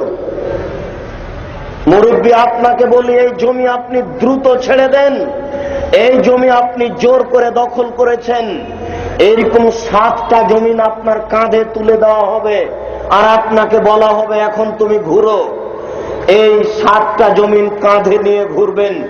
যদি আপনাকে 3 দিন ঘুরতে বলা হয় তাহলে এই জমিন নিয়ে বিচারের মাঠে আপনাকে 1.5 লক্ষ বছর ঘুরতে হবে। কি দিয়ে বুঝায় আপনাকে কিয়ামত কত কঠিন? কবর যত জটিল, কিয়ামত তার চেয়ে অনেক অনেক অনেক বেশি কঠিন। কিয়ামত যত কঠিন, জাহান্নাম তার চেয়ে অনেক অনেক অনেক বেশি জটিল। কি দিয়ে বুঝায় আপনাকে জাহান্নাম কত জটিল? কিয়ামতের মাঠে এক সময় মানুষের পা থাকবে উপরে আর মাথা থাকবে নিচে। তাহলে এটা একটা পরিস্থিতি। পা উপরের দিকে আর মাথা নিচের দিকে এইভাবে হাঁটবে। সাহাবীগণ বললেন, আল্লাহ রাসূল, একটা মানুষ মুখের মাধ্যমে চলবে কি করে, পা উপরের দিকে থাকবে? আল্লাহ রাসূল বললেন, শোনো, যে আল্লাহ আজকে মানুষকে পায়ের মাধ্যমে চালাচ্ছে, বিচারের কাঠগড়াতে সে আল্লাহ মানুষকে মুখের মাধ্যমে চালাবে। এটা একটা পরিস্থিতি। বিচারের মাঠে আল্লাহর সামনে আপনি মুখামুখি হবেন, দুইজনের মাঝে কোনো দোভাষী থাকবে না। ডান দিকে দেখতে পাবেন কর্ম, বাম দিকে দেখতে পাবেন কর্ম, সামনের দিকে দেখবেন জাহান্নাম। এটা একটা পরিস্থিতি। বিচারের মাঠে আপনি ছুটে চলে যাবেন একদিকে, কোথায় বাঁচা যায়, এটা একটা পরিস্থিতি। জাহান্নামের মাঠে, কিয়ামতের মাঠে আপনার চতুর্দিকে থাকবে আগুন। যেখানে সকাল করবেন হবে আগুন, যেখানে বিকাল করবেন চতুর্দিকে হবে আগুন, যেখানে সন্ধ্যা করবেন চতুর্দিকে হবে আগুন। বিচারের মাঠে এটা একটা পরিস্থিতি। বিচারের মাঠে আপনার শরীরের ঘাম হবে টাকনু পর্যন্ত, শরীরের ঘাম হবে হাঁটু পর্যন্ত, শরীরের ঘাম হবে কোমর পর্যন্ত। বিচারের মাঠে এটা একটা পরিস্থিতি। বিচারের মাঠে আপনাকে সরু চিকন চুলের মতো রাস্তা দিয়ে পার হতে বলা হবে। যার যত নেকি বেশি সে তত দ্রুত পার হবে, যার পাপ আছে সে রাস্তার দুই দিকে লোহার বাঁকা করা কালালিপ সেট করা আছে। যখনই হেঁটে যাবে ও পাপী হলে ওই আঁকড়ায় বেঁধে নিচে জাহান্নামে পড়ে যাবে। এটা একটা পরিস্থিতি। বিচারের মাঠে অনেক পরিস্থিতি। সম্মানিত দিনী ভাই, বিচারের মাঠে আপনার পাপ এবং নেকিকে ওজন করা হবে। আপনি ওই সময়তে আপনার পাপের পাল্লার দিকে চেয়ে থাকবেন। রাসূল সাল্লাল্লাহু আলাইহি সাল্লাম বলেছেন যে আয়েশা একদা কাঁদছিলেন, আয়েশা তুমি কাঁদো কেন? তখন আল্লাহ আয়েশা রাদিয়াল্লাহু তাআলা আনহা বললেন, শুনুন, বিচারের মাঠে আপনি কি আমাদেরকে স্মরণ করতে পারবেন? আল্লাহ রাসূল বলেছিলেন, দেখো আয়েশা, তিনটি সময় রয়েছে, কেউ কাউকে স্মরণ করতে পারবে না। তার একটি সময় হচ্ছে মানুষের যখন পাপ নেকি ওজন হবে, তখন মানুষ ফেল ফেল করে চেয়ে থাকবে আমার পাপের পাল্লা ভারী হবে কি আমার নেকির পাল্লা ভারী হবে। ওই সময়তে তুমি যে আমার স্ত্রী, এটা আমার স্মরণ থাকবে না। আমি এক খেয়ালে এই পাল্লার দিকে চেয়ে থাকবো। বলছিলাম, সম্মানিত দিনী ভাই, যার পাপের পাল্লা ভারী হবে, নেকির পাল্লা হালকা হবে, তার থাকার জায়গা হবে অতীব গভীর গহ্বর, হাবিয়া নামক জাহান্নাম। সেটা হচ্ছে একটা আগুনের খণ্ড। আল্লাহ তাআলা বলেন, কাল্লা লা ইউমবাদান্না ফিল হুতামা, অবশ্যই অবশ্যই তাকে চূর্ণ বিচূর্ণকারী হোতামা নামক জাহান্নামে নিক্ষেপ করা হবে। ওমাদরা কামাল হোতামা, হে মুহাম্মদ সাল্লাল্লাহু আলাইহি সাল্লাম, আপনি কি বলতে পারেন হোতামা নামক জাহান্নামটি কি? আপনি কি হোতামা নামক জাহান্নামের পরিচয় দিতে পারেন? আমি বলি, আল্লাহ তাআলা বলছেন যে সেটা হচ্ছে একেবারে জ্বলন্ত উত্তপ্ত আগুন, যে আগুন মানুষের কলিজা পর্যন্ত পৌঁছে যাবে। জাহান্নাম বলতে একটা আগুনের টুকরাকে বোঝানো হয়। আল্লাহ তাআলা বলছেন, সাউসলিহে সাকার, অচিরে আমি তাকে সাকার নামক জাহান্নামে নিক্ষেপ করব। অচিরেই আমি তাকে সাকার নামক জাহান্নামে নিক্ষেপ করব। ওমা আদরাকা মা সাকার, হে মুহাম্মদ সাল্লাল্লাহু আলাইহি সাল্লাম, আপনি কি বলতে পারেন সাকার নামক জাহান্নামটি কি? আপনার কি তার পরিচয় জানা আছে? আমি বলি, লা তুবকি ওয়ালা তাজার, সাকার এমন একটি জাহান্নাম যে জাহান্নাম মানুষকে ছাড়বে না, যে জাহান্নাম মানুষকে মারবে না। সাকার এমন একটি জাহান্নাম যে জাহান্নাম মানুষকে ছাড়বে না, যে জাহান্নাম মানুষকে মারবে না। এটাই হচ্ছে জাহান্নাম, যেখানে মানুষ মরে না, যেখানে মানুষ বাঁচে না।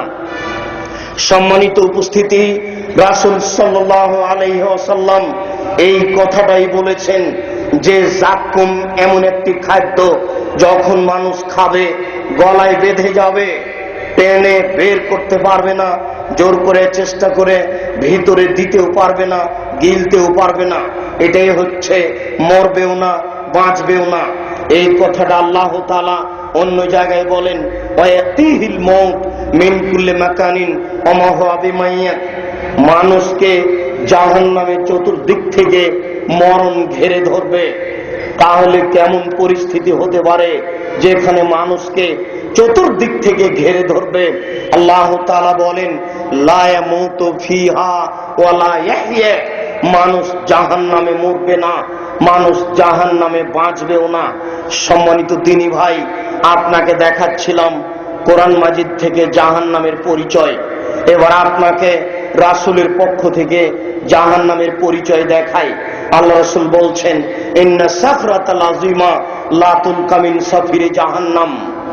যদি একটা বিশাল পাথর খণ্ড, 1 কোটি মণ ওজনের একটা পাথর যদি জাহান্নামের মুখে ছেড়ে দেওয়া হয়, তাহলে নিচে পৌঁছিতে সময় লাগবে 70 বছর। 1 কোটি মণ ওজনের একটা পাথর যদি 24 ঘন্টা নিচে যায়, কত যেতে পারে? 1 কোটি মণ ওজনের একটা পাথর যদি 1 মাস নিচে যেতে থাকে, কত যেতে পারে? 1 কোটি মণ ওজনের একটা পাথর যদি 1 বছর নিচে যায়, কত যেতে পারে? 1 কোটি মণ ওজনের একটা পাথর যদি 70 বছর নিচে যায়, তাহলে কত যেতে পারে? আপনাকে আমি কি দিয়ে বুঝাই জাহান্নাম কত গভীর? আল্লাহ তাআলা বলছেন, ইন্নাল মুনাফিকিনা ফিদ দারকিল আসফালি মিনান নার। যারা মুনাফিক তারা যাবে জাহান্নামের সর্বনিম্নে। হিন্দু জাহান্নামের সর্বনিম্নে যাবে, এ কথা আল্লাহর নবী বলেননি। ইহুদি খ্রিস্টান জাহান্নামের সর্বনিম্নে যাবে, এ কথা আল্লাহর নবী বলেননি। যারা এশার নামাজ মসজিদে পড়ে না, বাড়িতে শুয়ে থেকে যায়, এরাই হচ্ছে মুনাফিক, জাহান্নামের সবচেয়ে নিচে যাবে। যারা ফজরের নামাজ পড়তে পারে না, মসজিদে যেতে পারে না, এরাই হচ্ছে মুনাফিক, জাহান্নামের সর্বনিম্নে যাবে। যারা দোকানে বসে মানুষের গীবাত করে, পরনিন্দা করে, এরাই জাহান্নামের সর্বনিম্নে যাবে। যারা ঝগড়া লাগলেই অশ্লীল কথা বলে, এরাই জাহান্নামের সর্বনিম্নে যাবে। যারা মিথ্যা কথা বলে, তারাই যাবে জাহান্নামের সর্বনিম্নে। যারা গীবাত করে, পরনিন্দা করে, চুগলখড়ি করে বেড়ায়, এরাই হচ্ছে মুনাফিক, এরা জাহান্নামের সর্বনিম্নে যাবে। আপনাকে কি দিয়ে বুঝাই জাহান্নাম কত গভীর? শুনুন, রাসূল সাল্লাল্লাহু আলাইহি সাল্লাম বলছেন, ওয়াইন্না জিলদা জিলদিহি, মানুষের জাহান্নামীদের এই গায়ের চামড়া হবে 42 হাত মোটা। একজন জাহান্নামীর গায়ের চামড়া যদি 42 হাত মোটা হয়, তাহলে লোকটির অবস্থা কেমন হবে? তিনি বলেন যে একজন জাহান্নামীর এই ডান কাঁধ থেকে বাম কাঁধের ব্যবধান হচ্ছে একটা দ্রুতগামী ঘোড়ার 3 দিন 3 রাতের পথ। একটা দ্রুতগামী ঘোড়া যদি একজন জাহান্নামীর ডান কাঁধে দৌড়াতে লাগে, তাহলে বাম কাঁধে পৌঁছিতে সময় লাগবে 3 দিন 3 রাত। আপনাকে কি দিয়ে বুঝাই একজন জাহান্নামী কত বড়? আল্লাহর নবী বলছেন, ওয়াইন যে ওয়াইন্না ফাঁকে যাহু মিসলো বাইজা, নিশ্চয় একজন জাহান্নামীর উরু রান হচ্ছে বাইজা পাহাড়ের সমান। আল্লাহ রাসূল বলছেন, ওয়াইন্না জিরসাহু মিসলো উহুদিন, একজন জাহান্নামীর দাঁত হচ্ছে উহুদ পাহাড়ের সমান। একজন জাহান্নামীর দাঁত উহুদ পাহাড়ের সমান, উরু রান হচ্ছে বাইজা পাহাড়ের সমান, চামড়া হচ্ছে 42 হাত মোটা। তার ডান কাঁধ থেকে বাম কাঁধের ব্যবধান হচ্ছে 3 দিন 3 রাতের পথ। আল্লাহ রাসূল বলছেন, ওয়াইন্না মাজলিসাহু বাইনা মক্কা ওয়াল মদিনা, তার বসার জায়গা হচ্ছে 250 মাইল। একজন জাহান্নামীর বসার জায়গা 250 মাইল। প্রতি 1000-এ 999 জন লোক জাহান্নামে যাবে। প্রতি 1000-এ 999 জন লোক জাহান্নামে যাবে। প্রতি 1000-এ 999 জন লোক জাহান্নামে যাবে। এখন বাংলাদেশে যারা আছে এদের যদি 999 জন হাজারে ধরি আর একজনের যদি বসার 250 মাইল জায়গা ধরি, তাহলে কত জায়গা লাগবে? আদম থেকে নিয়ে কিয়ামত পর্যন্ত যত মানুষ এসেছে, যত মানুষ আছে, যত মানুষ আসবে, সবার যদি 1999 জন লোক জাহান্নামী ধরি, তাহলে জাহান্নাম কত বড় আপনাকে কি দিয়ে বুঝাই জাহান্নাম কি জিনিস, জাহান্নামের পরিচয়, জাহান্নাম কত বড়।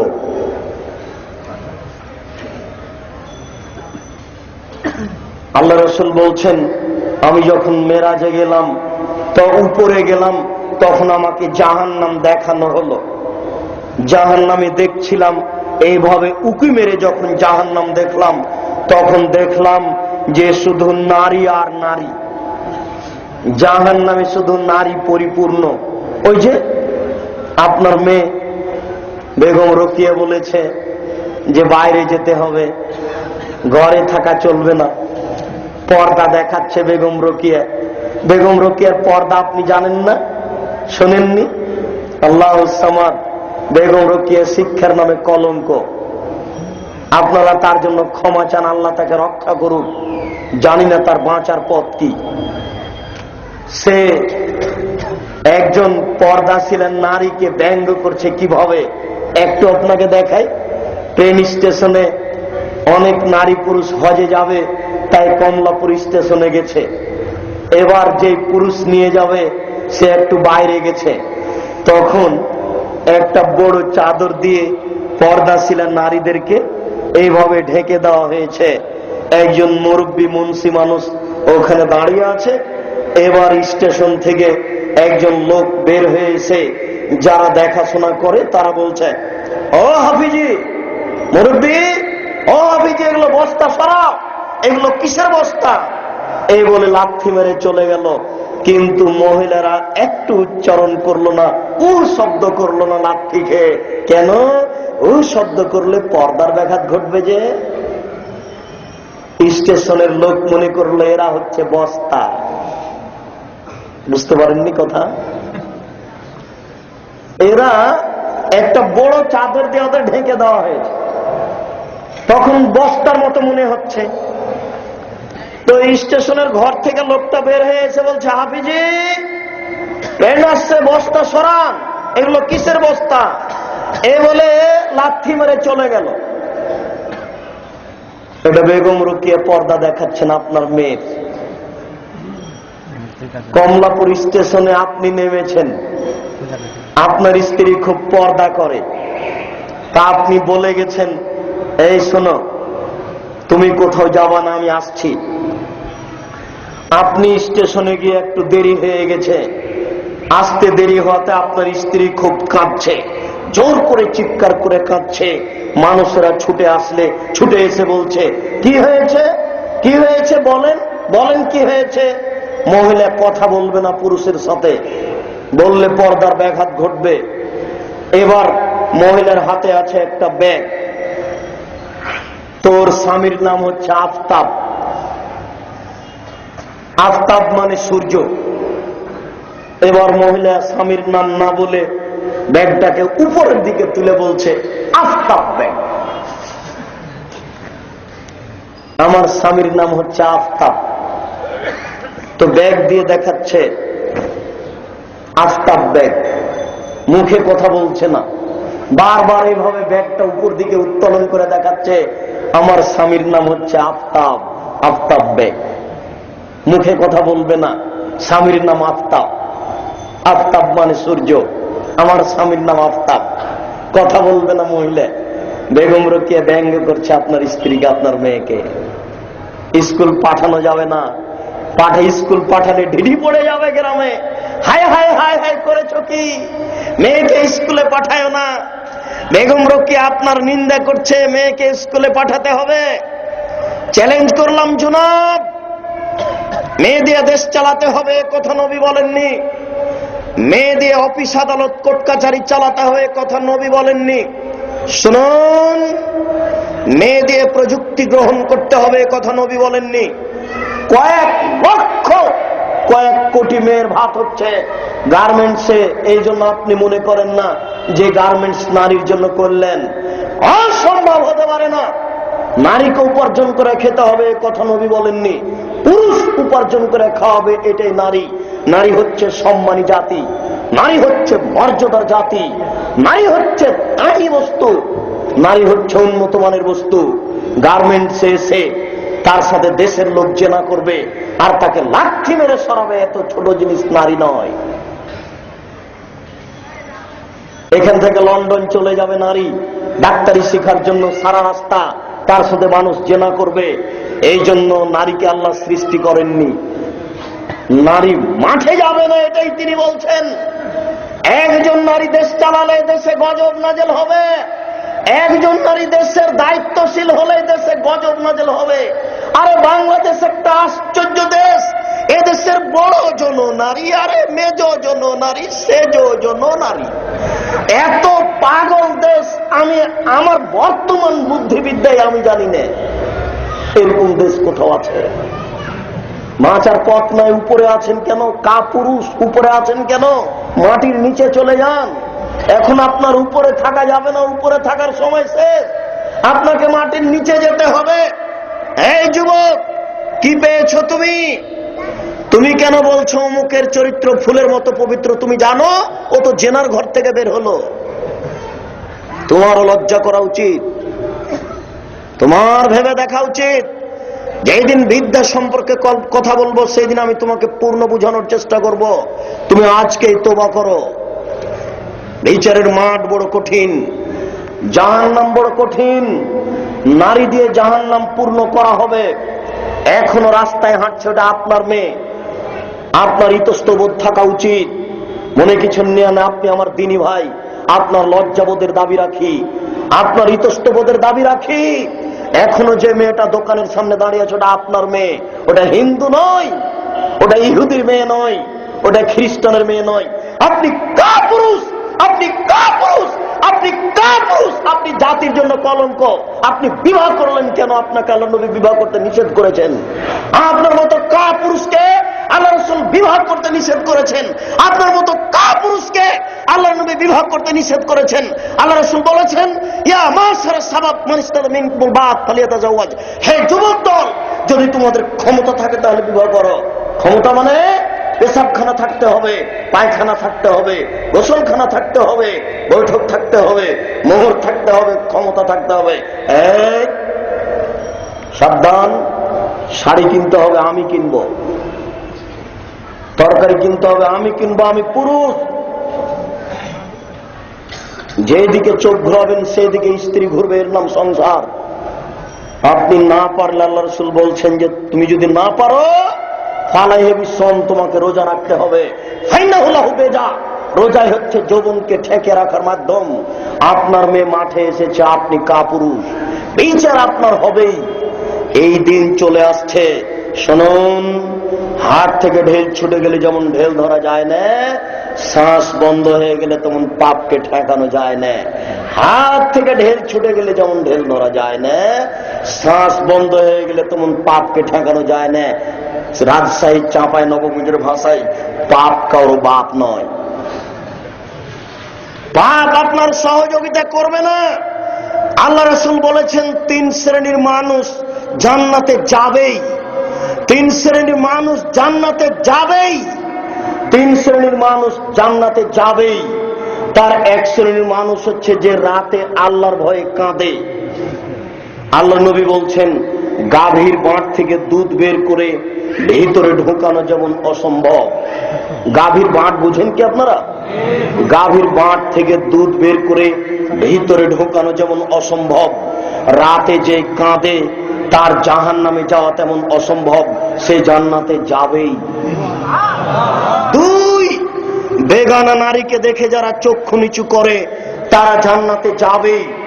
বেগানা নারীকে দেখে যারা চক্ষু নিচু করে তারা জান্নাতে যাবেই। বেগানা নারীকে দেখে যারা চক্ষু নিচু করে তারা জান্নাতে যাবেই। আপনার মেয়ের কারণে আমি রাস্তায় চলতে পারি না, রাস্তাঘাট ঘেরলো আপনার মেয়ে, আপনার স্ত্রী, তা হবে কেন? রাস্তার এই মেয়েটা হিন্দুর মেয়ে নয়, রাস্তার এই মেয়েটা ইহুদির মেয়ে নয়, রাস্তার এই মেয়েটা খ্রিস্টানের মেয়ে নয়। মুহাম্মদ সাল্লাল্লাহু আলাইহি সাল্লাম মেরাজে গিয়ে ওপরে গিয়ে যখন জাহান্নাম দেখলেন, তখন দেখছেন শুধু নারী আর নারী। যত মেয়ে রাস্তাঘাটে দেখছেন এরা কেউ জান্নাতে যাবে না, সবাই জাহান্নামী। আল্লাহ রাসূল বলছেন 3 শ্রেণীর নারী, 3 শ্রেণীর মানুষ জাহান্নামে যাবে, তাদের উপরে জান্নাত হারাম। 3 শ্রেণীর মানুষের জন্য জান্নাত হারাম, ওরা জাহান্নামে যাবেই। তার 1 শ্রেণীর মানুষ হচ্ছে মদমেনুল খামর, যারা নিয়মিত বিড়ি, তামাক, জর্দা, সিগারেট, গুল খায়, যারা নেশাদার দ্রব্য পান করে, বিড়ি, তামাক, জর্দা, সিগারেট, গুল যারা নিয়মিত খায়, তারা জাহান্নামে যাবে। 2 রাজলাতু মিনান নিসায়ে, পুরুষের বেশধারী নারী, পুরুষের বেশধারী নারী জাহান্নামে যাবে। যে মেয়ে প্যান্ট পরে রাস্তায় চলে, যে মেয়ে গেঞ্জি গায়ে দিয়ে রাস্তায় চলে, যে মেয়ে শার্ট গায়ে দিয়ে রাস্তায় চলে, যে মেয়ে পুরুষের জুতা স্যান্ডেল পরে রাস্তায় চলে, যে মেয়ে মাথার চুল ছোট করেছে, সে মেয়ে জাহান্নামে যাবেই। 3 শ্রেণীর মানুষ জান্নাতে যাবে না, ওদের জন্য জান্নাত হারাম। তার 3য় শ্রেণীর মানুষ হচ্ছে দায়ুস, আল্লাযী ইউকররু ফি আল খাবাসা, যে তার বাড়িতে বেহায়ের সুযোগ দিয়েছে আপনি, যে তার বাড়িতে বেহায়ের সুযোগ দিয়েছে সে জাহান্নামে যাবেই। যে তার বাড়িতে বেহায়ের সুযোগ দিয়েছে সে জাহান্নামে যাবেই। যার একেবারে সচেতন পিতা সামনে বসে আছে, পিতার সামনে দিয়ে স্ত্রী মেয়ে নগ্ন পোশাক পরে স্কুল কলেজে চলে গেল, এই পিতা হচ্ছে দায়ুস। শুনুন, আপনি একবারে জাজল্য স্বামী বাড়িতে বসে আছেন, আপনার স্ত্রী ছোট ব্লাউজ পরে পেট পিট দেখিয়ে রাস্তায় চলে গেল, বাজারে চলে গেল, আপনি দায়ুস। 1450 বছর পূর্বে সিদ্ধান্ত পাস হয়েছে, আপনি সতর্ক থাকুন, জাহান্নাম বড় জটিল ও কঠিন জায়গা। জাহান্নামকে বিচারের মাঠে টেনে নিয়ে যাওয়া হবে। বিচারের মাঠে থাকবে জাহান্নাম, বিচারের মাঠে থাকবে জান্নাত, বিচারের মাঠে থাকবে আল্লাহ, বিচারের মাঠে থাকবেন আল্লাহ, বিচারের মাঠে থাকবেন ফেরেশতা, বিচারের মাঠে থাকবে মানুষ, বিচারের মাঠে থাকবে জিন, বিচারের মাঠে থাকবে পশু প্রাণী। একেবারে আদম থেকে নিয়ে কিয়ামত পর্যন্ত যত পশু প্রাণী আল্লাহ পাঠিয়েছেন, মাটিতে ও পানিতে, সব পশু প্রাণী বিচারের মাঠে থাকবে। বিচারের মাঠে থাকবে জিন, বিচারের মাঠে থাকবে মানুষ, বিচারের মাঠে থাকবেন আল্লাহ, বিচারের মাঠে থাকবেন ফেরেশতা, বিচারের মাঠে থাকবে জাহান্নাম, বিচারের মাঠে থাকবে জান্নাত। কি দিয়ে বুঝায় আপনাকে বিচারের মাঠ কত বড়? আল্লাহ তাআলা বলছেন যে ওয়াইদাল আরদু মুদ্দাত, যেদিন পৃথিবীকে সম্প্রসারিত করা হবে, এখন পৃথিবী যা আছে এর চেয়ে অনেক অনেক অনেক বড় করা হবে। আল্লাহর নবী বলছেন যে মানুষকে একত্রিত করা হবে।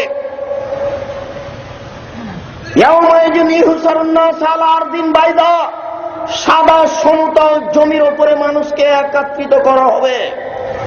যারা আমানতের খেয়ানত করেছে তার পিছনে একটা পতাকা থাকবে। আব্দুর রাজ্জাক সাহেব, আপনি ওইভাবে বলেন কেন?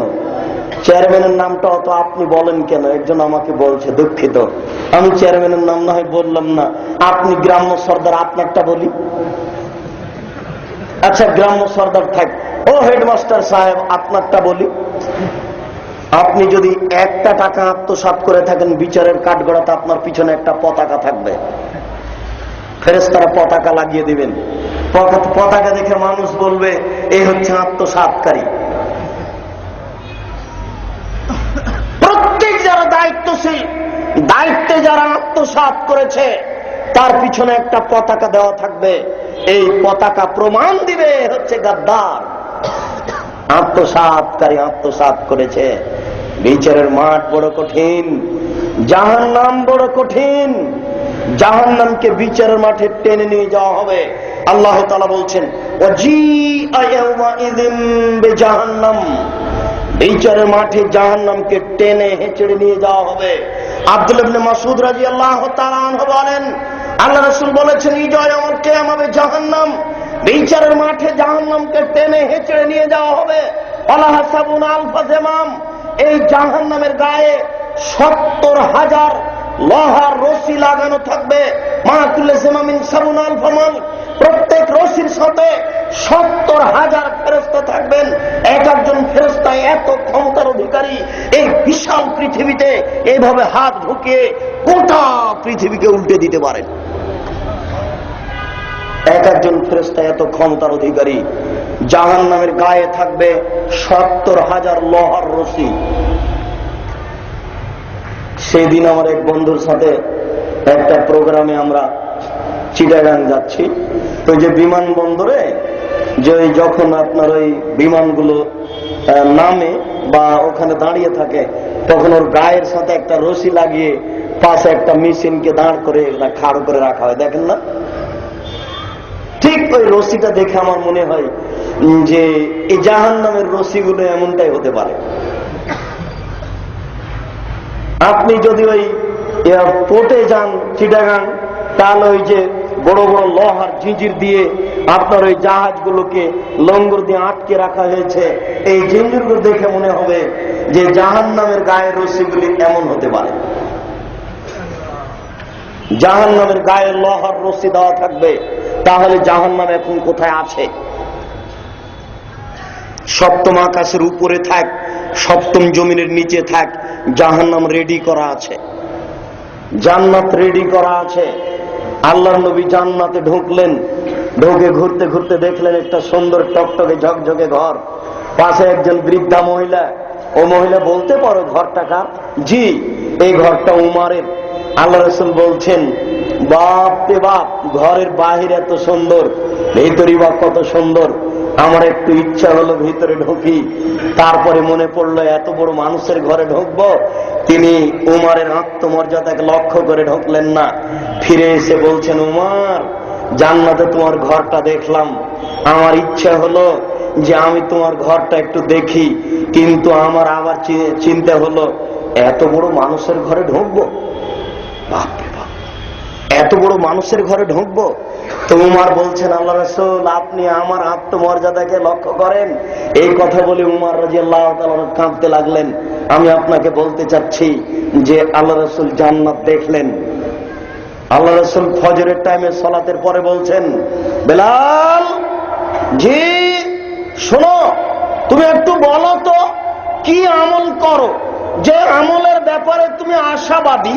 কুল্লামা দাখালতুল জান্নাতা সামিতু খাসখাসাতান আলাই, যতবার আমি জান্নাতে ঢুকি ততবারই আমি শুনি জুতা পায়ে দিয়ে তুমি আমার আগে আগে হাঁটো। বলো তো বেলাল, তুমি কি করো, কিসের ভিত্তিতে তুমি আমার আগে আগে জান্নাতে জুতা পায়ে দিয়ে হাঁটো? তখন বেলাল রাদিয়াল্লাহু তাআলা বলছেন, আল্লাহর নবী, আমি তো এমন কোনো আমল করি না যে আমি আশাবাদী যে এই আমলের ভিত্তিতে আপনার আগে আগে আমি জান্নাতে জুতা পায়ে দিয়ে হাঁটবো। তবে কুল্লামা তাওয়াজ্জাইতু সাল্লাইতু রাকাতান, যখনই আমি ওযু করি তখনই 2 রাকাত সালাত আদায় করি। কুল্লামা দাখালতুল মাসজিদা সাল্লাইতু রাকাতান, যখনই আমি মসজিদে ঢুকি তখনই আমি 2 রাকাত সালাত আদায় করি। মসজিদে ঢুকে 2 রাকাত সালাত আদায় করতে হবে। এটা হচ্ছে মাদিনাতুল মাসাজিদ, মানে ঢাকা শহর হচ্ছে মসজিদের শহর, মানে মসজিদ আর মসজিদ। এই দেশের মসজিদে, এই শহরের মসজিদে ঢুকলে আগে মানুষ বসছে, অসম্ভব হতে পারে না। কিয়ামত পর্যন্ত সময় থাকলো, কিয়ামত পর্যন্ত সময় প্রমাণ হবে না। মসজিদে ঢুকে আগে 2 রাকাত সালাত আদায় করতে হবে, করতেই হবে যে কোনো সময়, তাছাড়াও বসতে পাবে না। নেহায়েত অন্যায়, আগে বসতে হবে। অবাক হতে হয়, ও বাইতুল মুকাররমের ইমাম সাহেব, আল্লাহ রাসূলকে মূল্যায়ন করার জন্য আমাদের পক্ষ থেকে জোরালো ভাবে অনুরোধ থাকছে। আল্লাহ রাসূল বললেন, মান সাদ্দা ফুরজাতান বানাল্লাহু লাহু বাইতান ফিল জান্নাহ, কেউ যদি 2 জনের মাঝের ফাঁকা বন্ধ করে আল্লাহ তার জন্য জান্নাতে ঘর নির্মাণ করবেন। আল্লাহ নবী বললেন, মান সাদ্দা ফুরজাতান বানাল্লাহু বাইতান ফিল জান্নাহ, কেউ যদি 2 জনের মাঝের ফাঁকা বন্ধ করে আল্লাহ তার জন্য জান্নাতে ঘর নির্মাণ করবেন। এটা হচ্ছে জাতীয় সবচেয়ে বড় মসজিদ ঢাকা শহরে। এই মসজিদের 2 জনের মধ্যে দেখা যায় 10 জনের সমান জায়গা আছে, 3 জনের 5 জনের সমান জায়গা আছে। 2 জন 1 হাত আগে, 2 জন 1 হাত পিছে। আল্লাহ রাসূল বলছেন, শোনো, তোমরা একবারে প্রাচীরের মতো হয়ে দাঁড়াও। ওই যে আমি দেখছি দুইজনের ফাঁকা দিয়ে একটা শয়তান প্রবেশ করছে ছাগলের বাচ্চার মতো, তোমরা বন্ধ করো। ওই যে আমি দেখছি দুইজনের ফাঁকা দিয়ে ছাগলের বাচ্চার মতো শয়তান প্রবেশ করছে। শুনুন, দুঃখিত, মসজিদে ঢুকলে দেখা যায় একজন দুই হাত পিছে আছে, একজন দুই হাত আগে আছে। আল্লাহ রাসূল বলছেন কাতার সোজা করুন, পায়ে পা কাঁধে কাঁধ মিলিয়ে প্রাচীরের মতো হয়ে দাঁড়ান। এসব হাদিস কোথায় থাকবে? ইমাম সাহেব বলছেন কাতার সোজা করুন। কাতার যখন সোজা হয়ে গেছে তখন ইমাম সাহেব, তখনও মুয়াজ্জিন সাহেব ইকামত শুরু করলেন। আর একটা 22 হাতের পাগড়ি সামনের দিকে ছিল। এবার ইমাম সাহেব মাথায় তুলে পেঁচাচ্ছেন। পেঁচাতে পেঁচাতে যখন ইকামতের শেষের দিকে গেছে আল্লাহু আকবার বলে সালাত শুরু করলেন। আল্লাহর রাসূলের সাহাবীগণ সবচেয়ে সচেতন ছিলেন নবীকে মানার জন্য। আল্লাহর রাসূলের সাহাবীগণ সবচেয়ে সচেতন ছিলেন নবীকে মানার জন্য। দুঃখিত, আপনাকে আমি খাটো করতে আসিনি, আপনাকে আমি অনুরোধ করে বলছি, দুঃখিত, আপনাকে আমি খাটো করতে আসিনি। আমি আপনাকে বলতে চাচ্ছি একটু রাসূলের তারা কত অনুসারী ছিলেন, রাসূলের তারা কত অনুসারী ছিলেন। নামাজ শুরু হয়ে গেছে, পায়ে জুতা আছে, জুতা পায়ে দিয়ে সাহাবীগণ এবং আল্লাহর নবী সালাত শুরু করেছেন। এবার নবীর জুতাতে ছিল ময়লা। আল্লাহ জিবরাইল এসে বলছেন আপনার জুতাতে ময়লা আছে, জুতা খুলে দেন। তখন আল্লাহর নবী জুতা খুলে দিয়েছেন। এবার সালাম ফিরার পরে দেখছেন সাহাবীগণ জুতা খুলে দিয়েছেন। আল্লাহ রাসূল বলেন কি ব্যাপার, তোমরা জুতা খুলেছে কেন? তো সাহাবীগণ বলছেন ওই যে আপনি খুলেছেন সেই জন্য, এই যে আপনি খুলেছেন সেই জন্য। তাহলে তারা কত রাসূলকে অনুসরণ করতেন। এখনো আসল কথাটা আপনাকে বলিনি। আসল কথাটা হচ্ছে আল্লাহর নবীর 23 বছর জীবনে কোনো একদিন কাতার সোজা করতে না বলে সালাত শুরু করেছেন এর কোনো প্রমাণ নাই।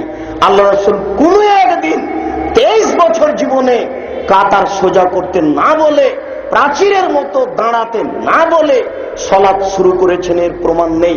ইমাম সাহেব কি করে ওইদিকে মুখ করে সালাত শুরু করে দিলেন?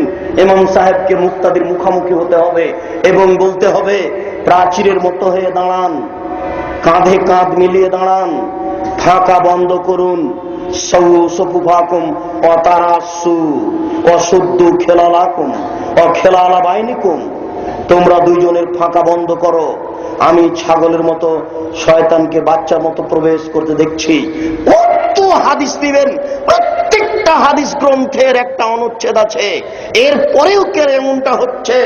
সম্মানিত দিনী ভাই, বলছিলাম বিচারের কাঠগড়াতে জাহান্নামকে টেনে নিয়ে যাওয়া হবে। আল্লাহ রাসূল দেখলেন জাহান্নাম, আল্লাহ রাসূল দেখলেন জান্নাত, জান্নাত দেখতে গিয়ে দেখলেন উমর রাদিয়াল্লাহু তাআলা আনহুর একটি বাড়ি। আপনাকে বলছিলাম জাহান্নাম রেডি আছে, জান্নাত রেডি আছে। জাহান্নামকে টেনে বিচারের মাঠে নিয়ে যাওয়া হবে। জাহান্নাম কথা বলতে পারে, অবাক। বিচারের কাঠগড়াতে তাহাজ্জুতিন নার ওয়াল জান্নাহ, জাহান্নাম জান্নাত হইচই লাগিয়ে দিবে।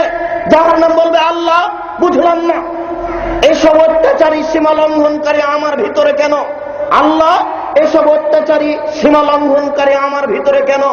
তখন আল্লাহ তাআলা বলবেন জাহান্নাম শোনো, ইন্নাকে গাযাবি, তুমি হচ্ছে আমার রাগ, তুমি হচ্ছে আমার ক্রোধ। ওয়াজিবু বিকে মান আশাউ মিন ইবাদি, তোমার মাধ্যমে আমার বান্দার যাকে ইচ্ছা শাস্তি দিব। জাহান্নাম তুমি হচ্ছে আমার রাগ। জাহান্নাম বলতে কি বুঝায় এবার বলেন তো? এতক্ষণ বলছিলাম জাহান্নাম বলতে একটা আগুনের টুকরা, এবার জাহান্নাম বলতে কি বুঝলেন? জাহান্নাম বলতে আল্লাহর রাগ, আল্লাহর ক্রোধ। আল্লাহ তাআলা বলছেন জাহান্নাম তুমি হচ্ছে আমার রাগ, তুমি হচ্ছে আমার ক্রোধ, তোমার মাধ্যমে আর বান্দার যাকে ইচ্ছে আমি তাকে শাস্তি দিব। এবার জান্নাত তর্ক করে বলবে আল্লাহ আমার ভিতরে এত অসহায় ভোলা ভালা মানুষ কেন, যাকে কেউ চিনে না, বিবাহের প্রস্তাব দিলে বেটি দিতে চায়। কাঠগড়াতে জাহান্নাম কথা বলবে। আল্লাহ তাআলা জাহান্নামীকে জাহান্নামে দিবেন, জাহান্নামীকে জাহান্নামে দিবেন আর বলবেন জাহান্নাম তুমি কি পূর্ণ, জাহান্নাম তুমি কি পূর্ণ, জাহান্নাম তুমি কি পূর্ণ। তখন জাহান্নাম এক পর্যায়ে বলবে হাল মিন মাজিদ, আর কি কিছু আছে? তাহলে বোঝা যাচ্ছে মানুষ দিয়ে জাহান্নাম পূর্ণ হবে না। শুনুন, জান্নাত পূর্ণ হবে না, জাহান্নামও পূর্ণ হবে না। তবে জান্নাত পূর্ণ করবেন আল্লাহ নতুন মানুষ তৈরি করে। বিচারের কাঠগড়াতে আল্লাহ মানুষ তৈরি করবেন, এরপরে ফাঁকা জায়গা পূরণ করবেন। আপনি যদি বলেন, আব্দুর রাজ্জাক সাহেব কেমন হলো, 60 বছর যাবত ইবাদত করলাম, হজ করলাম, তাই জান্নাত পেলাম, আর ওরা নতুন তৈরি হয়েই জান্নাত। আল্লাহর দয়া, যাকে যেভাবে ইচ্ছে তিনি সেটা করবেন। জাহান্নাম মানুষ দিয়ে তিনি আর পূর্ণ করবেন না, মানুষ বানাবেন না। এবার আল্লাহ রাসূল বলছেন, আল্লাহ তাআলা তার পাটাকে জাহান্নামে ঢুকিয়ে দিবেন। আল্লাহর পা আছে, আল্লাহ নিরাকার নন। আল্লাহর রাসূল বলছেন যে মানুষের অন্তরকে আল্লাহ তাআলা তার 2 আঙ্গুলের মাঝে রাখেন, বাইনা ইসবাইহি মিনাল আসাবে, 2 আঙ্গুলের মাঝে রাখেন। ওয়া ইশারফু মাইয়াশাও, এরপরে উল্টান যেভাবে ইচ্ছে। মানুষের অন্তর তার 2 আঙ্গুলের মাঝে রেখে উল্টান যেভাবে ইচ্ছে। বিচারের কাঠগড়াতে আল্লাহ তাআলা এক হাতে জমিন ধরবেন, এক হাতে আকাশ ধরবেন, আর বলবেন, আইনাল জাব্বার আইনাল মুতাকাব্বির, এই অহংকারীরা কোথায়, স্বৈরাচারী স্বেচ্ছাচারীরা কোথায়? এক হাতে আকাশ আর এক হাতে জমিন। তাহলে আল্লাহর হাত আছে, এই যে পা ঢুকিয়ে দিলেন, আল্লাহর পা আছে।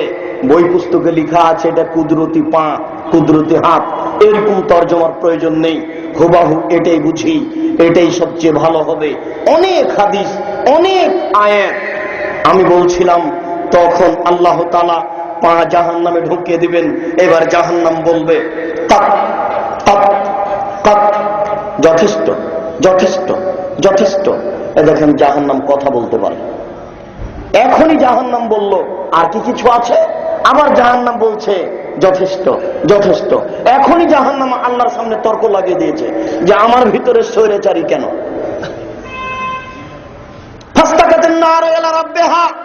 যেই দিন আল্লাহ তাআলা জাহান্নামকে রেডি করলেন, এক আগুন আর এক আগুনকে ধরে খাচ্ছে। জাহান্নামের অবস্থা খুবই কঠিন।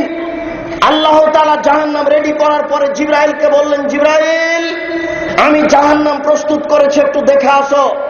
জিবরাইল আলাইহিস সালাম জাহান্নাম দেখে এসে বলছেন, হায় হায়, তোমার ইজ্জতের কসম, তোমার মর্যাদার কসম, তোমার সম্মানের কসম, কেউ কি জাহান্নামে যাবে? এমন জাহান্নাম, যে জাহান্নামের একদিকের আগুন আর একদিকের আগুনকে ঝাপটা মেরে ধরে খাচ্ছে, এখানে তো কেউ যাবে না। জিবরাইল, জি, আবার জাহান্নাম দেখে আসো। এবার জিবরাইল আলাইহিস সালাম জাহান্নাম দেখে এসে বলছেন, তোমার মর্যাদার কসম, তোমার সম্মানের কসম, তোমার ইজ্জতের কসম, জাহান্নামে যাবে না এমন কি কেউ আছে? সম্পূর্ণ কথা উল্টিয়ে দিলেন। কেন? আল্লাহ রাসূল বলছেন, হজবাতিন নার বিশাহওয়াত হজবাতিল জান্নাত বিল মাকারিহ। নিয়ম নীতি দ্বারা জান্নাত ঘেরা আছে, নিয়ম নীতি দ্বারা জান্নাত ঘেরা আছে, নিয়ম নীতি দ্বারা জান্নাত ঘেরা আছে। মনের ইচ্ছা দ্বারা জাহান্নাম ঘেরা আছে। মন মতো চলে যারা জাহান্নামে যাবে তারা। টাকনুর নিচে প্যান্ট পরে যারা মন মতো চলে তারা। দাড়ি চাঁচে যারা মন মতো চলে তারা। বিড়ি সিগারেট জর্দা খায় যারা মন মতো চলে তারা। বদনাম পরনিন্দা গীবত করে যারা মন মতো চলে তারা। সুদ ঘুষ খায় যারা মন মতো চলে তারা। ছোট ব্লাউজ পরে যারা মন মতো চলে তারা। প্যান্ট কোট পরে যারা মন মতো চলে তারা। মাথার চুল ছোট করে যারা মন মতো চলে তারা। ফতুয়া গায়ে দিয়ে বাজারে যায় যারা মন মতো চলে তারা। গেঞ্জি গায়ে দিয়ে বাজারে যায় যারা মন মতো চলে তারা। যেসব নারী মন মতো চলে, মন মতো চলে যারা জাহান্নামে যাবে তারা। ইচ্ছে মতো চলে যারা জাহান্নামে যাবে তারা। তাই জিবরাইল আলাইহিস সালাম বলছেন, মনের বিরোধিতা মানুষ কি করতে পারবে? দেখি আজকে আপনাকে বলি, দেখি সকালে আপনি পারেন কিনা। সকালে সবটি প্যান্ট নিয়ে যেতে হবে খলিফার কাছে, বলতে হবে, ভাই প্যান্টগুলো কেটে দেন, দেখি আপনি মনের বিরোধিতা করতে পারেন কিনা। সকালে দাড়ি চাঁচা ত্যাগ করতে হবে, আর কোনোদিন হবে না। দেখি আপনি মনের বিরোধিতা করতে পারেন কিনা। জিবরাইল আলাইহিস সালাম বলছেন, মানুষ মনের বিরোধিতা করতেও পারবে না, জান্নাতেও যাবে না, মন মতোই চলবে, জাহান্নামে যাবে। দেখি আপনি মনের বিরোধিতা করতে পারেন কিনা। বাড়িতে ঢুকে আপনার স্ত্রীর শোকে যে যত পুতুল রেখেছে সব ভাঙতে হবে আজকে, একটা পুতুল রাখা যাবে না। যদি থেকে যায় তাহলে এটা মুনাফিকি হচ্ছে। মন মতো চলে যারা জাহান্নামে যাবে তারা। আজকে 24 ঘন্টার মধ্যে আপনার স্ত্রীর পোশাক পরিবর্তন হতে হবে। 24 ঘন্টার মধ্যে স্ত্রীর পোশাক পরিবর্তন হতে হবে। স্ত্রী সালোয়ার কামিজ মেক্সি চাদর পরবে, শাড়ি যদি পরে তাহলে তাকে 2 ছাড়ের ব্লাউজ পরতে হবে। 2 ছাড়ের ব্লাউজ মানে যার হাত হবে কবজি পর্যন্ত, কোমরের দিক নিচে, কোমরের নিচে চলে যাবে 1 থেকে 1.5 গজ কাপড়ের ব্লাউজ তৈরি করতে হবে। দেখি স্বামী স্ত্রী আপনারা ইচ্ছা মতো চলেন না, রাসূলের ইচ্ছা মতো চলেন। জিবরাইল আলাইহিস সালাম বলছেন যে আমি তোমার ইজ্জতের সম্মানের কসম করে বলছি সবাই জাহান্নামে যাবে। কেন? মানুষ কি মনের বিরোধিতা করতে পারবে? আজ থেকে আপনি মনের বিরোধিতা করতে পারছেন কিনা দেখছি।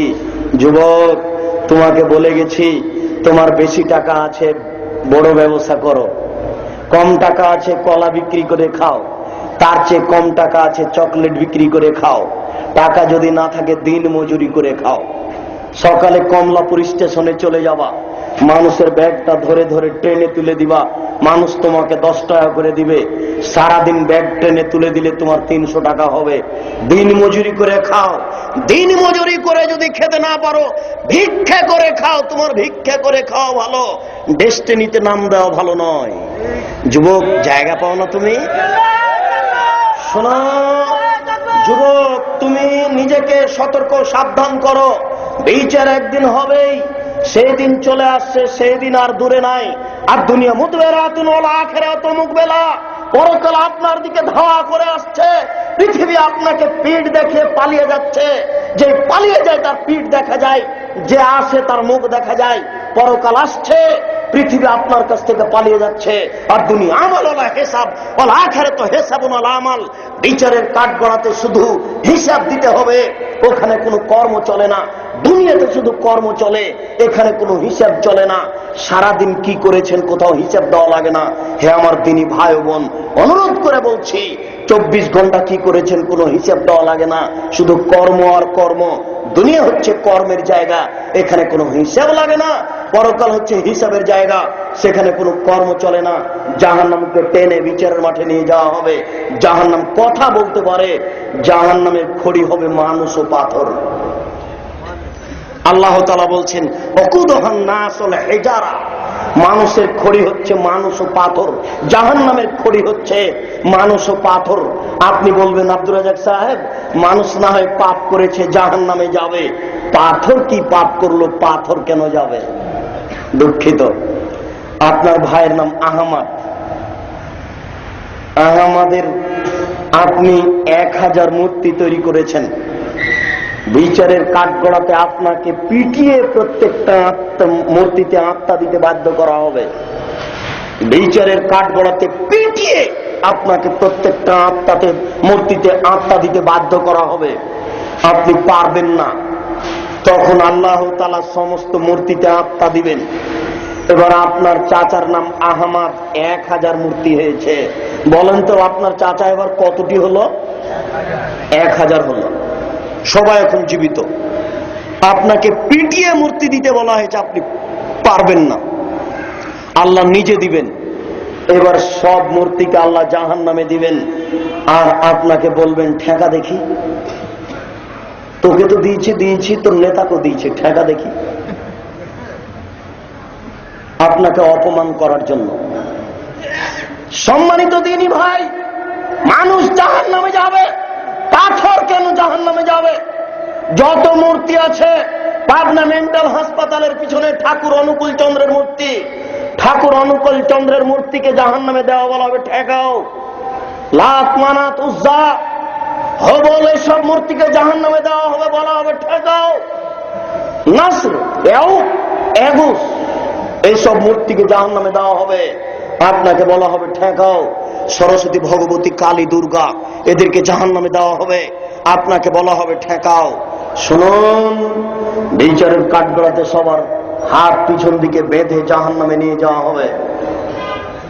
আল্লাহ তাআলা বলেন, খুযুহু ফাগুল্লুহু সুম্মাল জাহিমা সাল্লুহু, এদের ধরো, এদের শিকলবন্দি করো, এদের টেনে হেঁচড়ে জাহান্নামে নিয়ে যাও। বিচারের মাঠ থেকে কেউ পালিয়ে যাবে? কেউ তো পালিয়ে যাবে না। পিছন দিকে হাত বাঁধা হবে কেন? অপমান করার জন্য। গাইবান্ধা পলাশবাড়ির মুজিবুর বিএসসি বলেছিলেন, আমি জেলে যেতে রাজি আছি, আপত্তি নেই, কিন্তু আমার হাতে হাত কড়া দেওয়া হয় না যেন। গাইবান্ধা পলাশবাড়ির মুজিবুর বিএসসি বলেছিলেন, আমি জেলে যেতে রাজি আছি, আপত্তি নেই, তবে আমার হাতে হাত কড়া দেওয়া হয় না যেন। এটা আমার লজ্জার ব্যাপার যে মুজিবুর বিএসসির গায়ে হাতে হাত কড়া দেওয়া আছে। এটা লজ্জার ব্যাপার। আমি এমনিতেই যাব জেলে। বিচারের কাঠগড়াতে ইন্দিরা গান্ধীর হাত পিছনে বাঁধা থাকবে, দেখা যাবে কে খুলে দেয়। ভিক্টোরিয়া মহারানী এলিজাবেথের হাত পিছন দিকে বাঁধা থাকবে, দেখা যাবে কে খুলে দেয়। ফেরাউনের হাত পিছন দিকে বাঁধা থাকবে, দেখা যাবে কে খুলে দেয়। সারা পৃথিবীতে ফেরাউনের বিরুদ্ধে একটা কথা বলবে এমন মানুষ দুনিয়াতে ছিল না। সেই ফেরাউনের হাত পিছন দিকে বাঁধা থাকবে, দেখা যাবে কে খুলে দেয়। অপমান করার জন্যই পিছন দিকে হাত বেঁধে টেনে হেঁচড়ে জাহান্নামে নিয়ে যাওয়া হবে। জাহান্নামের উল্লেখযোগ্য শাস্তি হচ্ছে আগুন। আল্লাহ তাআলা বলছেন, সাউরাতুহুম সাউদা, আমি তাকে আগুনের পাহাড়ে উঠতে বলবো।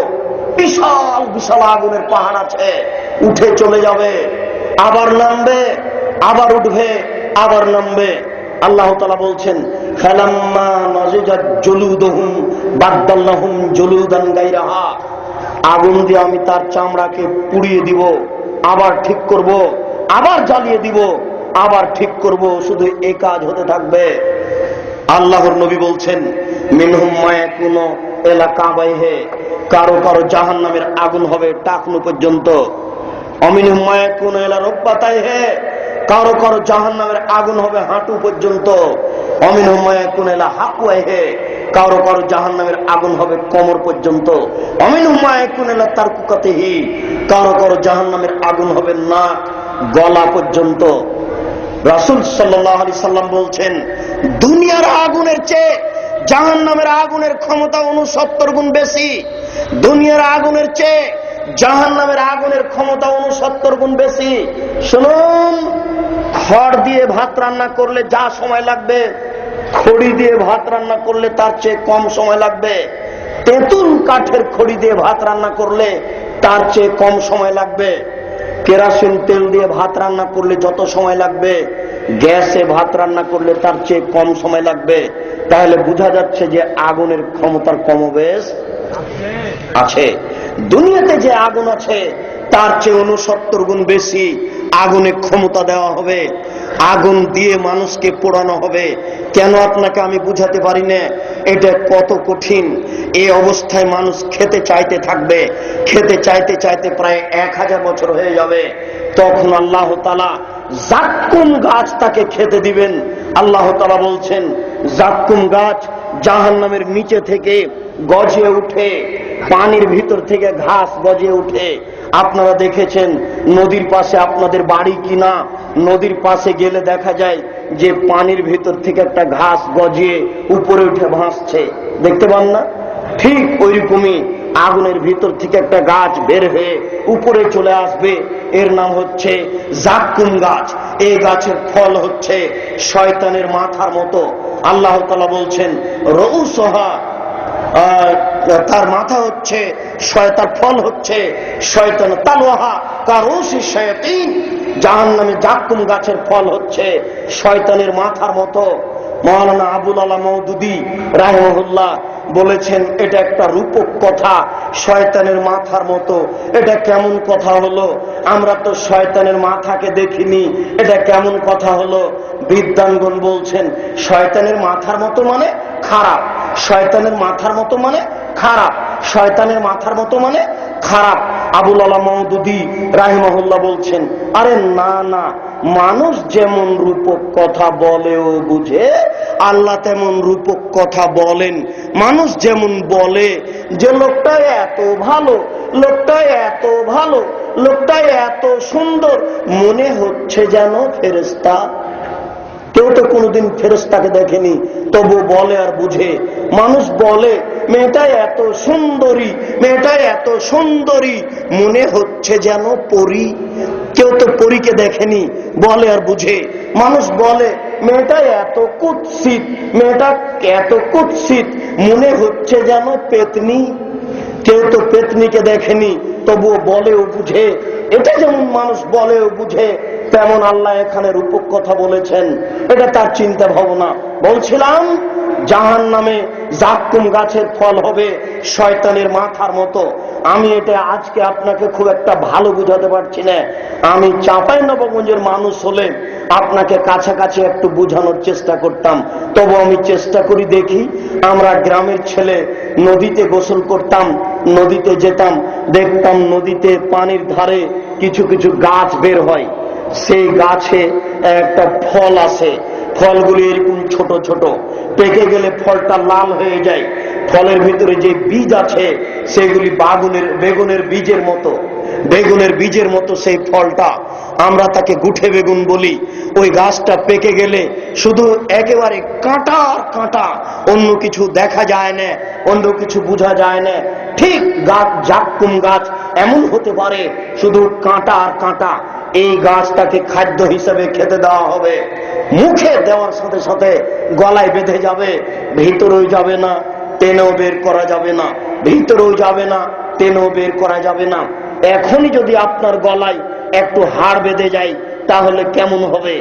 একটা মাছ, একটা ছোট মাছ, চান্দা মাছ যদি আপনার গলায় বেঁধে যায়, জান যায়, বাচ্চাকে তাড়াতাড়ি মেডিকেল নিয়ে যাবেন। কি পরিস্থিতি! এইভাবে খাওয়ার সাথে সাথে গলায় বেঁধে যাবে, বাইরে বের করা যাবে না, ঢোক গিলে ভিতরে দেওয়া যাবে না। এ হচ্ছে জাক্কুম গাছ। এটাই হচ্ছে, মানুষ মরবেও না, মানুষ বাঁচবেও না। তখন পানি চাইবে, 1000 বছর পানি চাইতে থাকবে। পানি চাইতে চাইতে বছর হয়ে আসলে তাকে পানি দেওয়া হবে রক্তপুঞ্জ মিশ্রিত গরম পানি। যখনই জাহান্নামে দেওয়া হয়েছে, তখনই তার গায়ে আগুন লেগে ঝরঝর ঝরঝর করে কিছু রক্ত, কিছু গোস্ত ঝরে পড়বে। ওইগুলি ফেরেশতারা ধরে রাখবেন। ওইগুলো যখন পানি পান করতে চাইবে, তখন তাকে দেওয়া হবে রক্তপুঞ্জ মিশ্রিত গরম জ্বলন্ত উত্তপ্ত পানি, তাকে পান করতে দেওয়া হবে।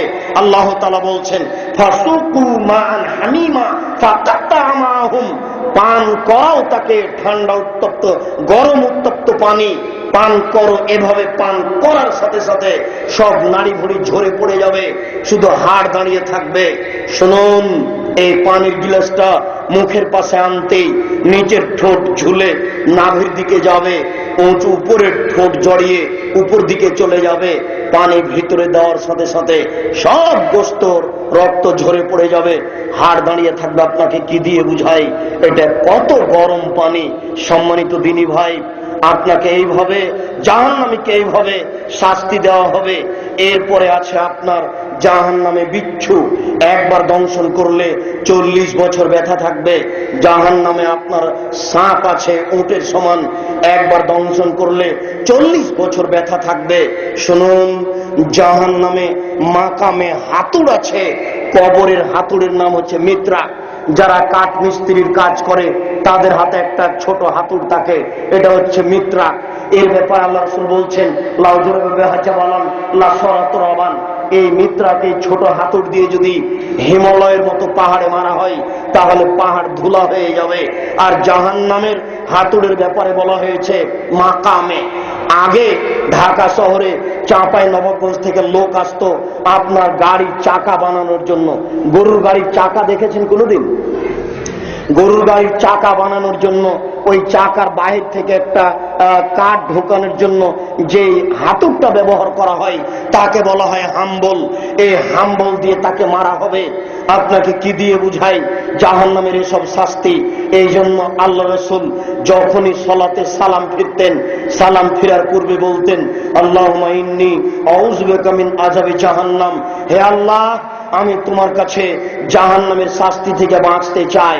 এই জন্য আল্লাহ রাসূল যখনই ঘুমাতেন তখনই বলতেন, আল্লাহুম্মা কিনি আযাবাক ওয়া তাওয়াসু ইবাদাক। হে আল্লাহ, তুমি আমাকে বিচারের মাঠে জাহান্নামের শাস্তি থেকে বাঁচাও। এই জন্য আল্লাহ রাসূল যখনই কোনো মানুষের জানাজা পড়তেন, শুনুন, লোকটা মারা গেছে, তাকে ওযু দিয়ে গোসল দেন। সাবধান, পেট চেপে পেশাব পায়খানা বের করবেন না, করলেই পাপ হবে। সাবধান, লোকটা মারা গেছে, সাদা কাপড় দিয়ে ঢেকে দেন। নখ কাটবেন না, কাটলেই পাপ হবে। সাবধান, লোকটা মারা গেছে, অজু দিয়ে গোসল দিবেন। গোপ খাটো করবেন না, পরিষ্কার পরিচ্ছন্নতার কাজ করবেন না।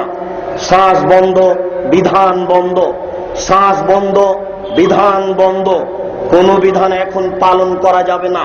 অজু দিয়ে গোসল দিবেন। গোসল হয়ে গেছে, এবার আপনি 3টি কাপড় তার গায়ে জড়িয়ে দিয়ে জানাজা শুরু করুন। আল্লাহু আকবার, আউযুবিল্লাহ, বিসমিল্লাহ। সূরা ফাতিহা সানা পড়বেন না, বিসমিল্লাহ বলে অন্য একটি সূরা। আল্লাহু আকবার, দুরুদ, এরপরে আল্লাহু আকবার, এরপরে বলেন আল্লাহুম্মা গফির লাহু, আল্লাহ তুমি এই লোকটাকে ক্ষমা করো। ওয়ারহামহু, তুমি এর প্রতি রহমত নাযিল করো।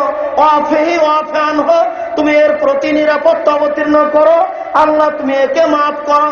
আকরাম নুজুলাহু, তুমি একে দামি সম্মানী খাদ্য খেতে দাও। ওয়াসমাত খালাহু, তুমি তাকে তার থাকার জায়গা প্রশস্ত করে দাও। ওয়াগসিলু বিল মাই ওয়াসালজাল বারাদ, তুমি তাকে ঠান্ডা স্বচ্ছ পানি দিয়ে ধুয়ে পরিষ্কার করে দাও। কামান আক্কালকা সাবুল আবজুমিনা দানাস, যেমন ভাবে সাদা কাপড়কে ময়লা থেকে ধুয়ে পরিষ্কার করা হয়। আবদুলহু দারান খায়রান মিন দারিহি, দুনিয়াতে যে বাড়ি ছিল তার চেয়ে সুন্দর বাড়ি দাও। ও যাওজান খায়রান মিন যাওজিহি, দুনিয়াতে যে স্ত্রী ছিল তার চেয়ে সুন্দর স্ত্রী দাও।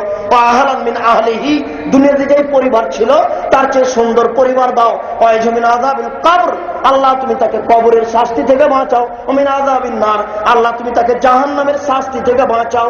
এই দেখেন, আল্লাহর নবী ওই জানাজাতে জাহান্নামের শাস্তি থেকে বাঁচতে চাচ্ছেন। জাহান্নামের শাস্তি বড় কঠিন। এই জন্য রাসূল সাল্লাল্লাহু আলাইহি সাল্লাম বলেছেন, কেউ যদি সকালে বলে 3 বার আল্লাহুম্মা আজরিনি মিনান নার, আল্লাহ তুমি আমাকে জাহান্নাম থেকে বাঁচাও। আল্লাহুম্মা আজরিনি মিনান নার, আল্লাহ তুমি আমাকে জাহান্নাম থেকে বাঁচাও। আল্লাহুম্মা আজরিনি মিনান নার, আল্লাহ তুমি আমাকে জাহান্নাম থেকে বাঁচাও। তখন জাহান্নাম পাল্টা আল্লাহকে বলে, আল্লাহ এই লোকটা যখন আমার থেকে বাঁচতেই চাচ্ছে, দয়া করে তুমি তাকে রক্ষা করো। আল্লাহ এই লোকটা যখন আমার থেকে বাঁচতেই চাচ্ছে, দয়া করে তুমি তাকে রক্ষা করো। সম্মানিত দিনী ভাই, আজ থেকে সালাম ফিরার পূর্বে এই দোয়াটি পড়বেন। কোনটি বলেন তো? আল্লাহুম্মা ইন্নী আউযু বিকা মিন আযাবি জাহান্নাম ওয়া আউযু বিকা মিন আযাবিল কবর। সকাল সন্ধ্যা বলবেন আল্লাহুম্মা আজরিনি মিনান নার, আল্লাহুম্মা আজরিনি মিনান নার, আল্লাহুম্মা আজরিনি মিনান নার। জানাজায় এই দোয়া পড়বেন, কবরস্থানে গিয়ে এই দোয়া পড়বেন, তার কাছে ক্ষমা চাইবেন। আল্লাহর নবী জাহান্নাম থেকে পরিত্রাণ চাইতেন, আল্লাহর নবী কবরের শাস্তি থেকে পরিত্রাণ চাইতেন, আল্লাহর নবী কৃপণতা থেকে পরিত্রাণ চাইতেন। কৃপণতার পরিণতি জাহান্নাম। কবরের শাস্তি বড় ভয়াবহ, জাহান্নামের শাস্তি বড় ভয়াবহ। আল্লাহ তুমি বড় দয়াবান, তুমি বড় রহমান, তুমি বড় ক্ষমাবান। আমরা তোমার বড় রহমতের আশাধারী হয়ে বলি, আল্লাহ আমরা মানুষ, আমাদের কোনো ভুল ত্রুটি থাকতেই পারে, তুমি আমাদের প্রতি বিশেষ দয়া করো। বিশেষ দয়া করো তো আমাদের দাবি রক্ষা করো। যারা আমাদের মারা গেছে তুমি তাদের কবরের শাস্তি মাফ করো, আল্লাহুম্মা আমিন। আমাদের যারা অসুস্থ বাড়িতে হাসপাতালে আছে তুমি তাদের আরোগ্য দান করো। আমরা যারা বেঁচে আছি তুমি তাদেরকে তোমার রাসূলের পদ্ধতি অনুযায়ী চলার তৌফিক দান করো। তুমি আমাদেরকে কবরের শাস্তি থেকে বাঁচাও, তুমি আমাদেরকে জাহান্নামের শাস্তি থেকে বাঁচাও, তুমি আমাদেরকে জান্নাতবাসী করো।